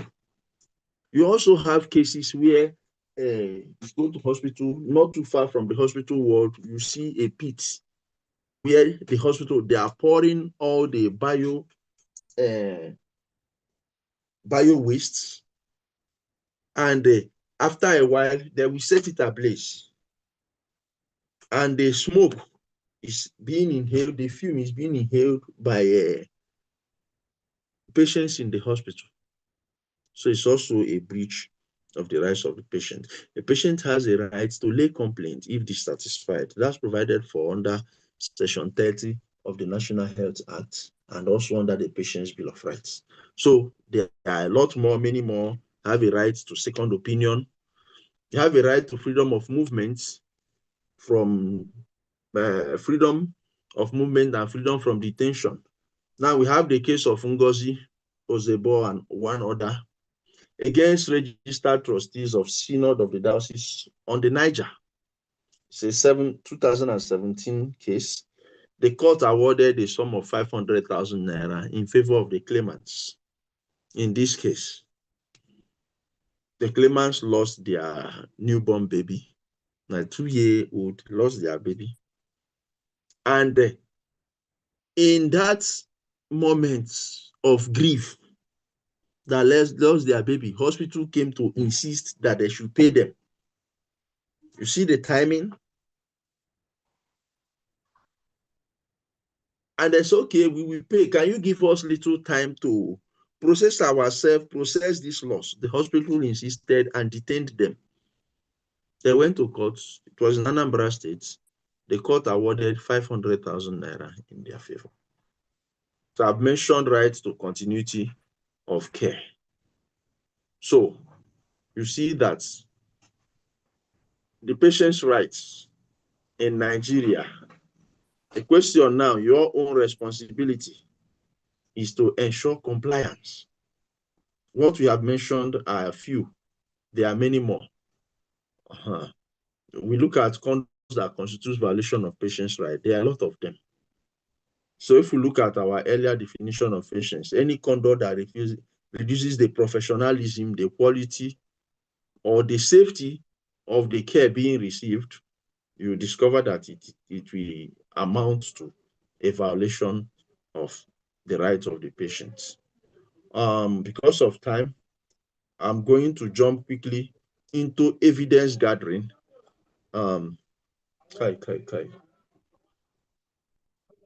Okay. Let's see. Wanted us to finish these patients' rights and okay, no problem. We have discussed patients' rights.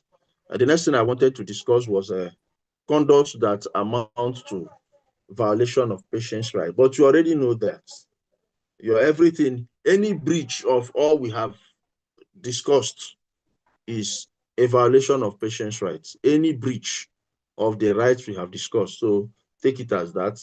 Now, what are the consequences of violation of patients' rights? Physical harm or loss of life to the patient, psychological trauma, loss of trust in the healthcare system, legal liability for hospital and practitioner, medical negligence claim, then public health implication, people can avoid seeking care, outbreak will worsen, socioeconomic cost, catastrophic medical expenses or astronomical medical expenses. Then, of course, we already know We've discussed redress mechanism here. Okay, so we have institutional redress or administrative redress where you go seek redress with the hospital. So you report the case before the hospital. Now, institutional redress, some people will write petition to National Human Rights Commission, some will write petition to Public Complaints Commission. So that's institutional. Administrative is where you write to the hospital, report the case, they report to the CMD. This is where mostly ADR is used in resolving the disputes. Institutional redress investigation is set up. Of course, when you write to the institution might redirect you to professional redress. The institution might forward your letter to the appropriate disciplinary authority of the particular healthcare professional concerned. Then if you are doing professional redress, you note in professional redress that Medical and Dental Council does not regulate hospitals. It regulates doctors. So you don't report hospitals to them. You report doctors. Nursing and Midwifery Council of Nigeria, you do not report hospitals to them. You report nurses to them. The same with Pharmaceutical Council of Nigeria. The same with Medical and Laboratory Science Council of Nigeria. You report the practitioner. If you are doing professional redress, you report the practitioner to his professional body, the regulatory body.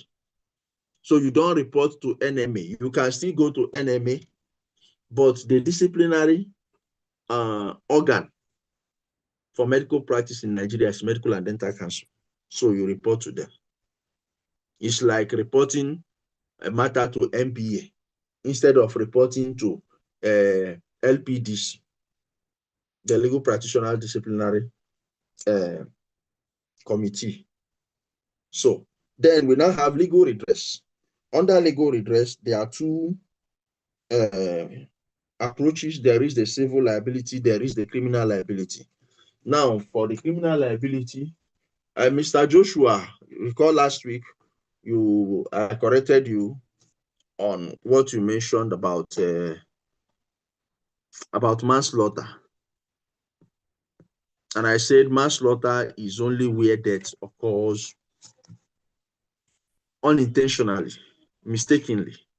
So where death does not occur and where it's not outright medical malpractice, like organ harvest, if there is no criminal element, organ harvest there, or death, maybe someone gives an injection and somebody dies. So you can take up criminal liability.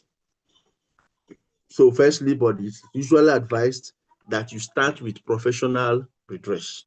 You take the person to their professional, but if you report to Medical and Dental Council, while Medical and Dental Council, when they conclude their investigation, you now file in courts and now use the sanction from Medical and Dental Council as part of your evidence.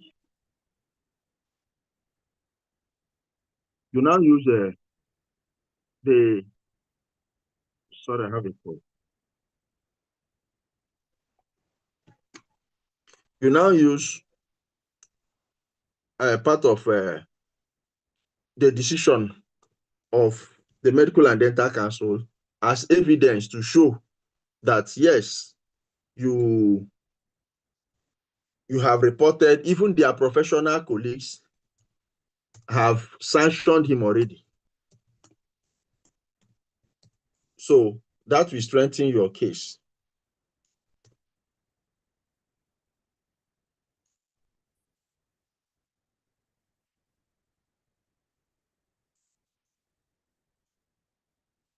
So that is that.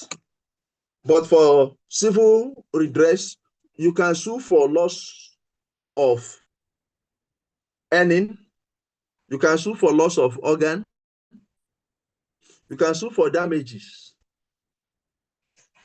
So for civil liability, you have a lot of claims to make. You can sue for punitive, but note that you have to plead specifically, because this is where some lawyers miss it. You have to plead specifically the negligence.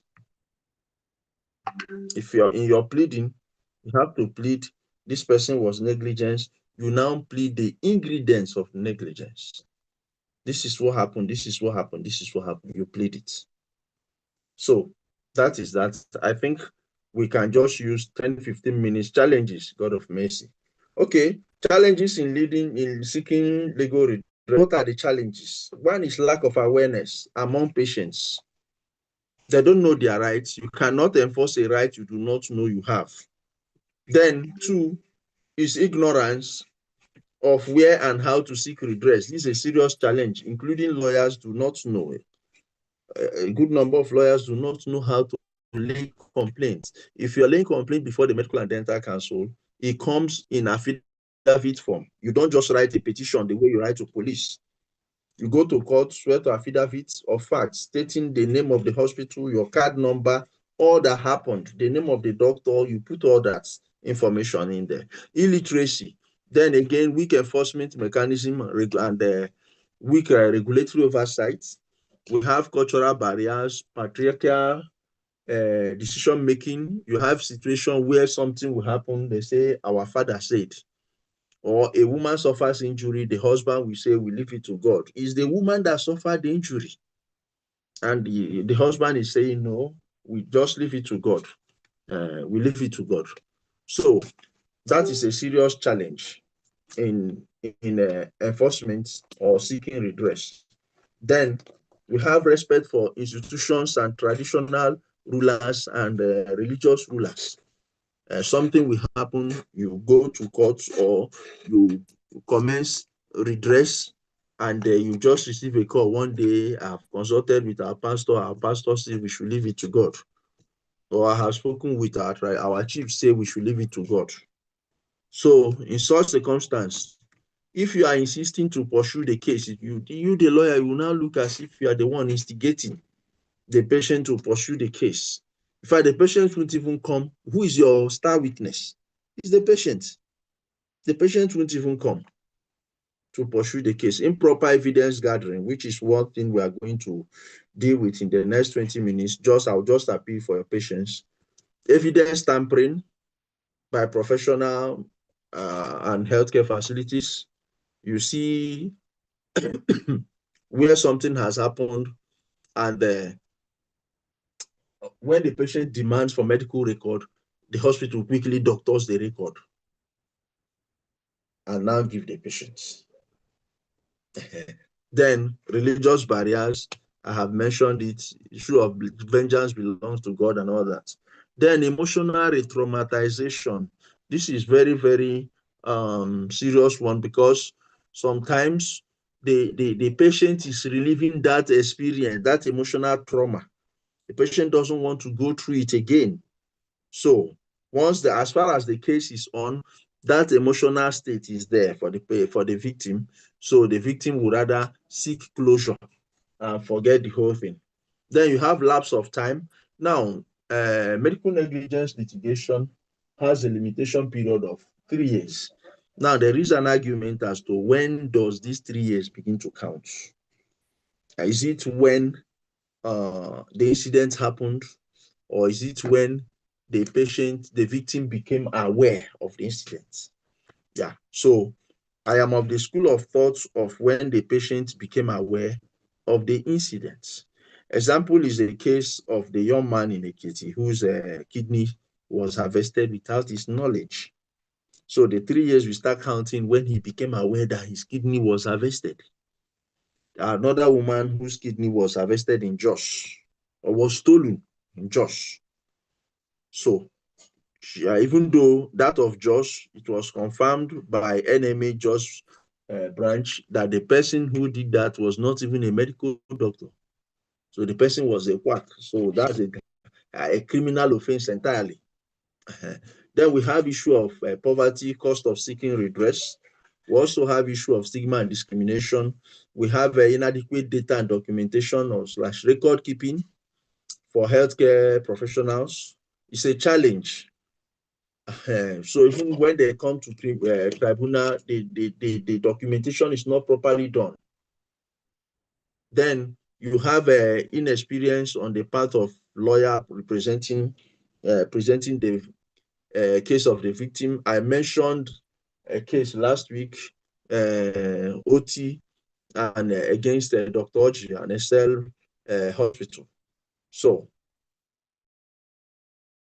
where a vital evidence was omitted, and that evidence was to establish causation. The hospital abroad gave a report that this surgery was badly done, leading to the harm this man suffered. But the lawyer that handled that case inadvertently omitted to tender that evidence. Then you have, of course, legal and bureaucratic obstacles, delay in hearing, adjournment. There's a matter I'm doing. We went to court in February 4th. We were told judges are on training, so the court didn't sit. We took dates to 10th of March. We went on 10th of March. We were told the court is not sitting. The judge is on a training. So you see, that can discourage victim from seeking redress, even though the case was not a medical negligence matter. So we have denial of access to medical record by healthcare professionals and facilities, which is wrong though. Some cases, extreme cases, you have threats to life in some extreme cases. Then you have confusion on the part of the victim, not knowing exactly what to do or what the victim wants. I was doing a case for a victim. The victim now started asking the hospital for employment. You see it, are you seeking redress or you want employment?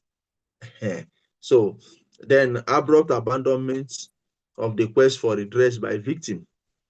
This also happens. What claims can the victim make? Restitution. If you recall the case of this guy, the man who the Benue State Teaching Hospital case, the court ordered restitution. Go and pay that 2,500 naira you collected from the patient. You can claim for damages, pecuniary damages, for economic loss, for medical bills, for loss of income. You can claim non-pecuniary damages, for pain and suffering, emotional distress, loss of amenity. Then you can also come under fundamental human rights enforcement procedure. So that is it. What recommendation do we have to protect patients' rights? Sensitization and awareness. I think Group 1 mentioned it. Enact, this is my personal recommendation. We need to enact Patients' Rights Enforcement Procedure Act. But before we do this, firstly, we need to have Patients' Rights Act, meaning that there is need to do consolidation of all our laws into all our patients' rights into one document. We have Patients' Rights Act. Then we now have Patients' Rights Enforcement Act, and possibly have special courts for patients' rights cases or medical negligence cases. And because so far our medical negligence cases are pigeonholed into the law of torts because we do not have Patients' Rights Act. So if we have Patients' Rights Act guaranteeing all the rights of a patient, then we can now have Patients' Rights Enforcement Procedure, which provides the procedure for enforcement of patients' rights. Then we can now talk about having special courts for patients' rights enforcement, or having some judges trained especially for that, so that once those cases come, you assign them to these judges, and it will increase a faster dispensation of justice in patients' rights matter. Then there is need to, I've mentioned it, consolidate our laws. Then capacity building for lawyers, judges. A lot of lawyers, with due respect, a lot of judges, a lot of legislators are ignorant of what we are discussing here. Now, that does not make them illiterate. It's just that they don't know it. So there is need for capacity building, even for the police and other relevant agencies, to strengthen implementation of patients' rights. A legislator in Imo State brought a law some time ago. That law was just to prohibit hospital detention in Imo State. And I reached out to them. I said, "Oh God, this is your law. We can make it better and just have patients' rights law of Imo State instead of making, if you do prohibition of hospital detention, will you come back tomorrow and do consent?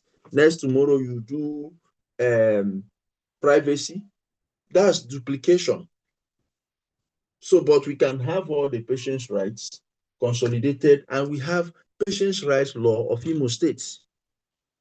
Then access to legal aid for indigent patients, because indigent victims of patients' rights, because of the cost implication of seeking redress.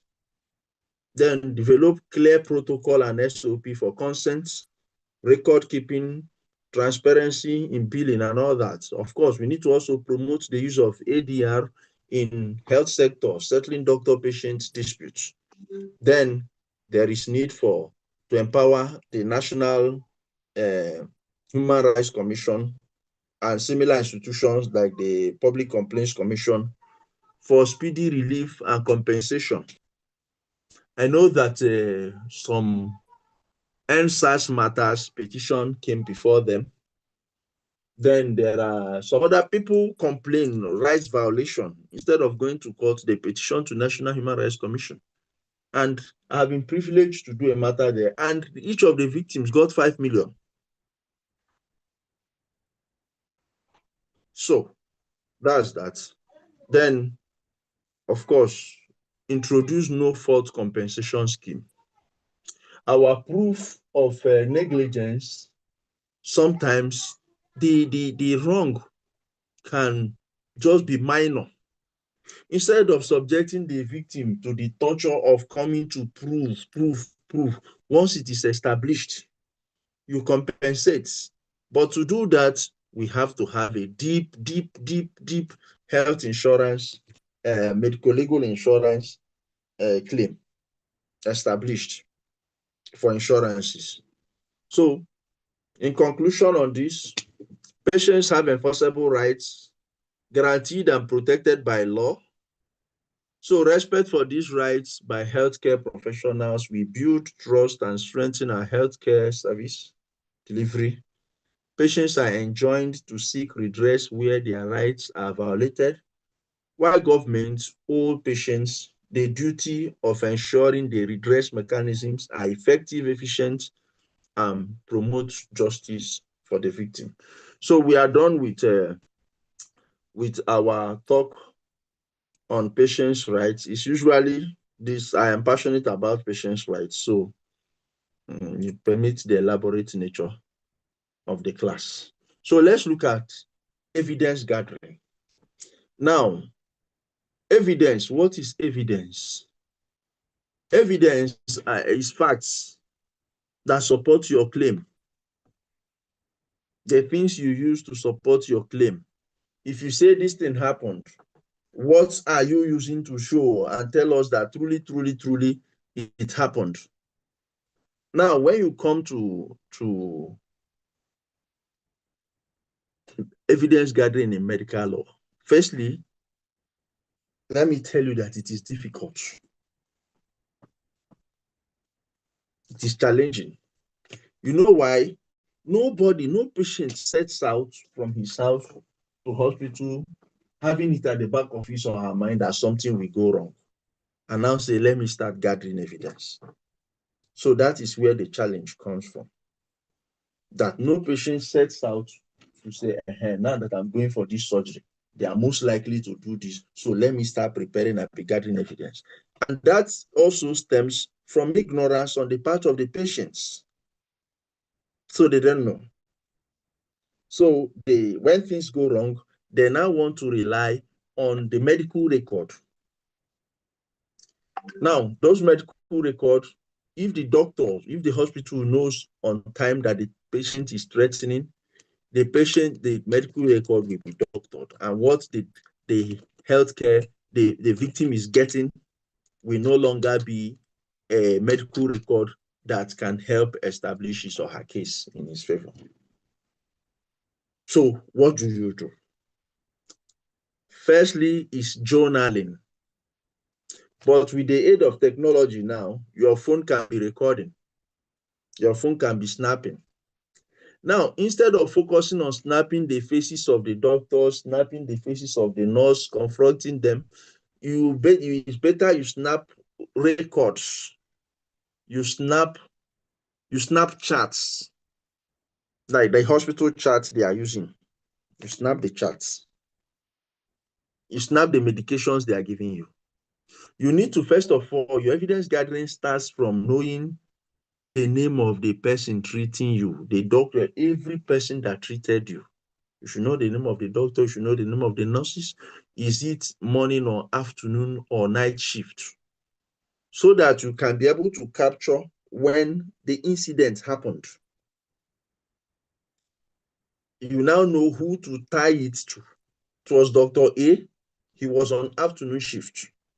So this is what Dr. A did. When you are making a complaint, of course, you now make your complaint in addition to the management of the hospital, that's the board, you make your complaint against the doctor.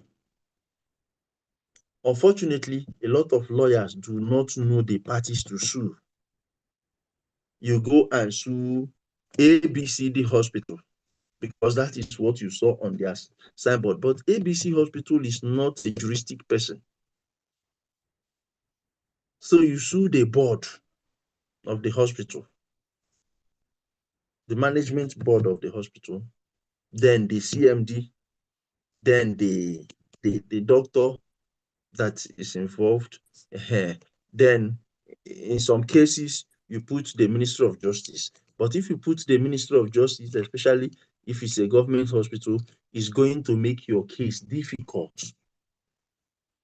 If you sue the hospital alone, the hospital we want to quickly settle. But if you include Ministry of Justice, they have all the capacity and all the arsenal to match you lawyer for lawyer, evidence for evidence. So these are some technicalities. Now, what are the types of evidence a patient should gather? You have electronic evidence, audio, visual, word recording, word round as they are coming and going, the consulting session, nursing. Have photographic evidence, images, post-operative, surgery wound, where the site, if it's wrongly cut, to snap and all that. I mentioned medication earlier. Then if the ward is dirty, the unsanitary ward or the unclean, unsafe environmental, you snap it. If you were in the hospital, I mentioned that monkeys jumping up and down, you bring out your phone and you just record the hospital ward, which ought not to be. Now, I have mentioned you need to journal. Where the problem in evidence gathering comes is the victim or their relative. They usually go to confront the hospital and say, I will sue you. We will sue you. For by the time we are done with you. My people say that it is only a tree that you will tell you are going to court and the tree will stand there and be looking at you. So once you open your mouth and tell the hospital we will sue you, you have lost your case from inception. Then we doctor the documents. So what do? Politely. Firstly, as that thing is, as you're there, you befriend a staff, either a nurse or a doctor.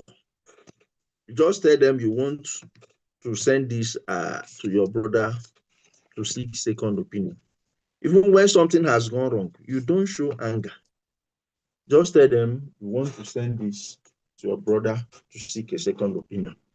Or your people want to look your brother who is in UK, a relative or a family for another doctor wants to look at it for a second opinion. Now, at this time, they are not anticipating any issue. They will give you the medical record as it is. But where they are anticipating issue, they will not give you the medical record. In fact, somebody from our branch, in our last branch meeting, a hospital she went to, they refused to give her medical record. I've told her to write them and write a letter of demand from them. So you see that again, your evidence gathering or your quality of witnesses, you notice that people lose their cases when, firstly, they do not call witness. If you look at Ojo's case against, we discussed that case on the first day of this class. Wait, let me write the name.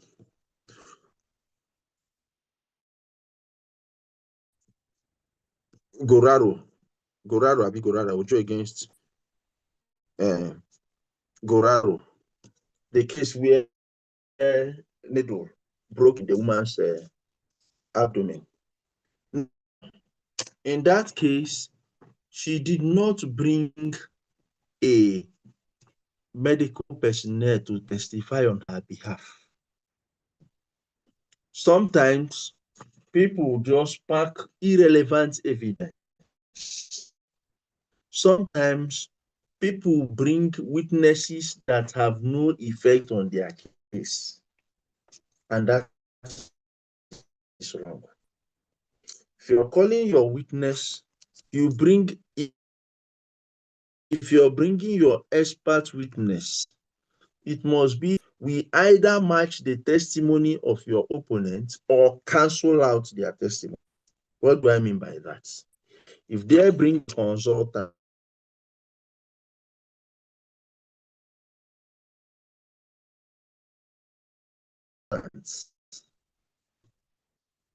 maybe it's a kidney issue, they brought a consultologist. At least, if you just bring a nephrologist of 3 years experience or 5 years experience,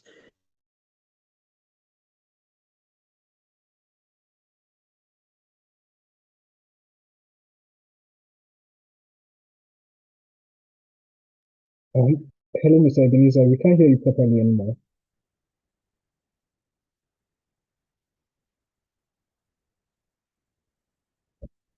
Sorry, Mr. Ebenezer, network issues. We are almost running the topic class. So sorry that we took so much time in the session today. It's because of the nature of the topic. Hopefully, we'll be rounding up shortly. So let's just give him a few minutes to join in, and I'm sure we'll be done very soon. Thank you.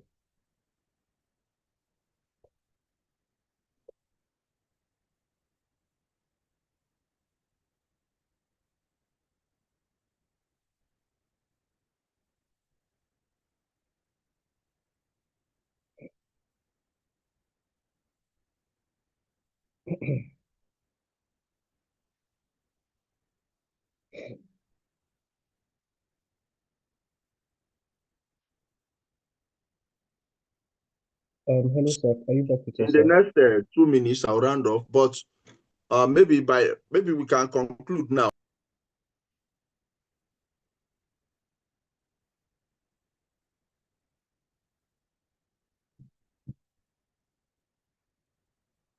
Time unnecessarily. The point I was making is this: that if they are bringing a consultant, your witness should also be a consultant. You do not, because you are not an expert. The patient gets, firstly, in fact, your case starts with getting an expert in medical law. as your lawyer. One. And you follow his instruction, a trusted expert, and you follow his instruction. Now, what are the challenges with evidence gathering? Some hospitals, they will tell you, one, chain of custody. How do you prove? How do we prove digital picture has not been edited? Some hospital will come, no filming, no recording. So it is a challenge. But like the group 2 said, the basis of evidence is admissibility.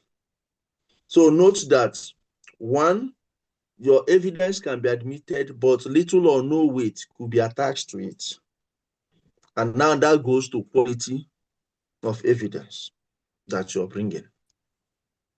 So beyond the quality, how do you present the evidence? Through who? You present, except your witness statement on oath, where you have the preliminary, the card, the name of the doctor, the name of the hospital.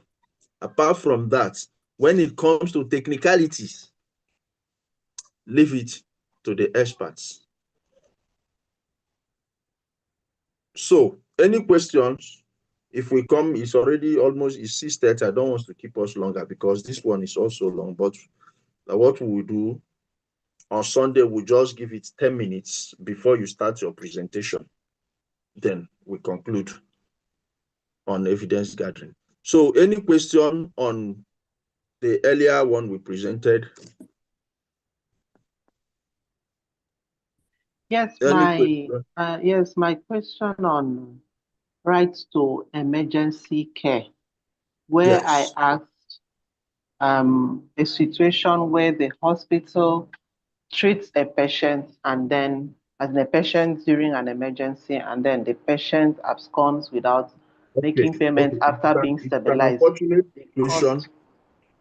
It is an unfortunate situation and it happens.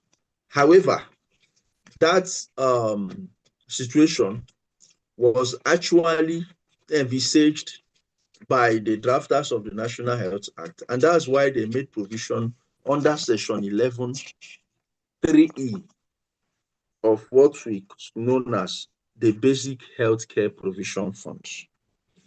Now, that Basic Healthcare Provision Funds, 5% of it is to be used for emergency treatments of patients.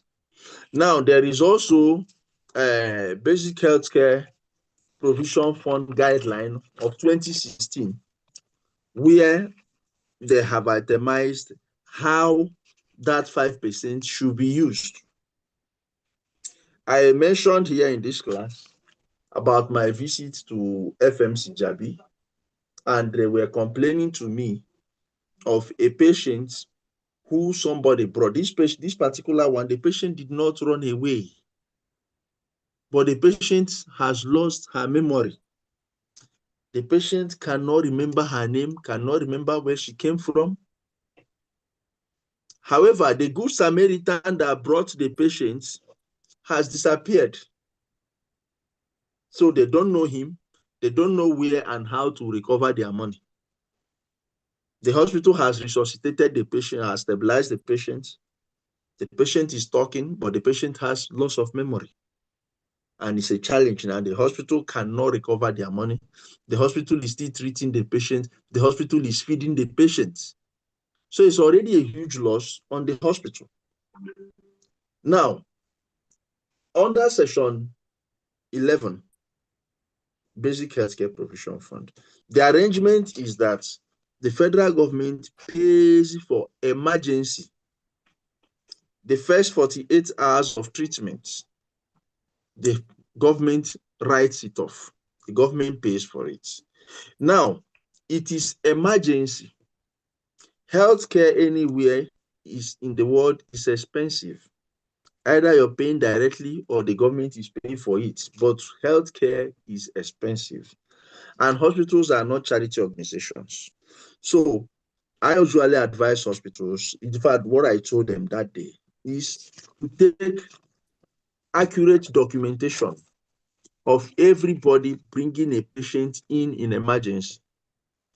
Collect the person's phone number, test the phone number so that you can call. Worst case scenario, you can track and the person comes to pay the money. Because in that case, they just dumped the patient and disappeared. Former CMD of National Hospital complained to me personally that the challenge we have, some people will come here, they didn't even run away. Once they get stabilized, tell them to pay. They say they are not paying. This is government hospital. What has the government done for them? So it is a challenge. However, the government has already put in place a mechanism to cure it, which is Section 11. But it is limited because that payment by the government is only for the first 48 hours. So the government is seeing emergency to be within 48 hours, after which the patient would have been stabilized. The government is paying only for emergency, which is to a reasonable extent sensible or reasonable. So the patient is to pay the remaining one. So my advice is the hospital do proper documentation and address. They can go after the patient and recover their money. And in some cases with interest. So that's my answer for that. You had two questions. The other one was what happens. You Yes, mentioned the other one was visitation. yes. That's Now, hospital banning during that pandemic. Is it a violation of that right no, it's or not an a violation of. exception? No, it's not. It's an exception. There is public health emergency, so you cannot, in a bid to enforce right to visitation, expose more people to the risk of contracting COVID. So that was not as it wasn't a violation. So there is a public health emergency. Do you get it? Even where there was no public health emergency, the hospital has a right to tell you when to come and visit the patient. So the right to visitation is not absolute, that you will come anytime you like. No, it is subject to the hospital's time for visitation. If their time is 11 o'clock, you come by 11. If it is 4 p.m., you come by 4 p.m. So that is that for visitation. Any other question, please?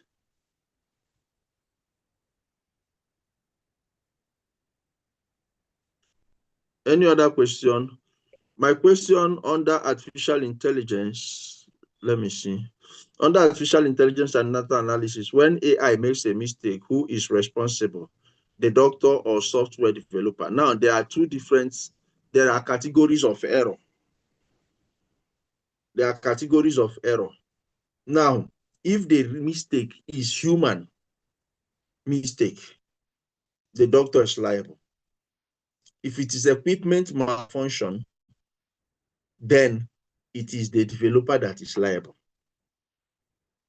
So if it is equipment malfunction, the developer is liable. Or the company that manufactured it, you can actually push liability to them. But where it is human error, so firstly, what we do is to classify and properly identify the error. Is it machine error? Is it human error? If the error is equipment error, then now for data, for artificial intelligence, there could be bias, except where you told the manufacturer to produce solely for you that this AI is producing is to be used in Nigeria. So should be configured to put into consideration the peculiarity of Nigerians and the Nigerian environment. Now, if it is a data that has been programmed, you know that white women don't have issues of fibroid the way we have here. So if it is a data that has, if it is a equipment that has been programmed to detect fibroid in women, for example, it's hypothetical. If it was manufactured to be used in US, the accuracy rates will be low. If it was manufactured to be used in US, strictly, and putting peculiarities of women, United States women, into consideration. If you bring it here, the accuracy will be low because there is a bias built into it already. But if you manufacture or configure it, putting into consideration the African woman, the accuracy level will be high. So for artificial intelligence, if the error is human error, maybe you prompted wrongly, you gave a wrong instruction, you pressed the wrong code, and it gave you answer regarding the instruction you gave. You know, every type you are giving, you are issuing command. So if you issue your command, but you issue the wrong command, that is human error, not machine error. But if you issue the right command and it brought out something entirely different, that is now machine error. This could happen more in diagnosis, leading to misdiagnosis. So, like the case of the lady that was misdiagnosed of cancer and one of her breasts was chopped off. I mentioned it in this class. So, okay, look at Madam Eka here. Her dad was misdiagnosed of pile instead of cancer. So you see it. Now, that misdiagnosis, if it was human error, the hospital will be liable, the doctor will be liable. But if it was equipment error, you still push the hospital, let the hospital push it to the manufacturer. So you hold the hospital liable. The hospital will now be the person to say, no, no, no, no, no, we are not liable. It is the manufacturer that is liable. So that is it. Any other question, please? Okay, in the absence of any other question, firstly, let me apologize for overshooting our time, but I needed to exhaust that content for today's class on patients' rights so that you do not, firstly, you are the first beneficiary, so that you do not fall victim. You have a grasp of it. That is not a conclusive of patients' rights. Read materials, ask questions, but most importantly, follow the news. I said we are going to discuss. How many of you read what I posted on blood transfusion yesterday about Jehovah's Witness? Yes, I read it, but there's no time to discuss today. Yes. Okay, so can we continue our discussion on the charts on the platform the whole of the week? Can we just be discussing? You people are not engaging. Why? You are not engaging. I needed somebody to have read that thing and engage and say, no, I feel this. So engage on the platform. Since you said we'll discuss here, I didn't bother about that. Yeah, so let us engage on the platform and discuss it there. What do you people think? It's a nice idea, sir. Everybody is busy, Yoga. With due respect, I'm busier than some of you. Okay, sometimes I'm busy with school. It's understandable though. So can we engage on the platform? Tell me what you think about the decision First of all, read the news item and check whether it is really a good move. And what do you think will be the implication of this move? Just let's engage. Okay, thank you very much. Over to you, Mr. Dennis. If there are any Thank you so questions, much, Mr. ask them on the platform. Thank you, sir. You're welcome. Thank you so much, thank Mr. you so Ebenezer, much. for your time. You're welcome. Thank you so much for your time in class, sir. So just before we go, not to waste any time, let's quickly take pictures and then we'll call it a day. Please, if you can, let's turn on our videos. Let's quickly take pictures and call it a day.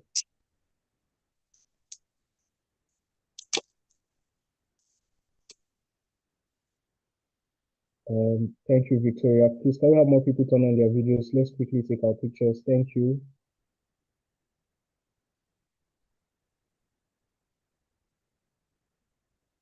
Okay.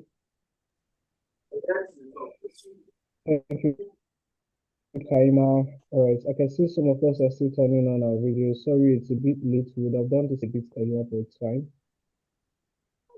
Kaima, have you introduced yourself in this class? Hello, Kaima. You are unmuted. Have you introduced yourself in this class? Yes. You can unmute. You are muted. Sorry, you can unmute. Yes, sir. Yes, sir. I've introduced myself. Okay. I'm looking for anybody that has not. Okay. All right. Thank you, everyone. Please do take care of yourself and enjoy the rest of your Sunday. Once again, Mr. Ebenezer, we really appreciate your short thoughts in class. Please, for the meeting, let's engage on the Thank you. call. Thank you, everyone.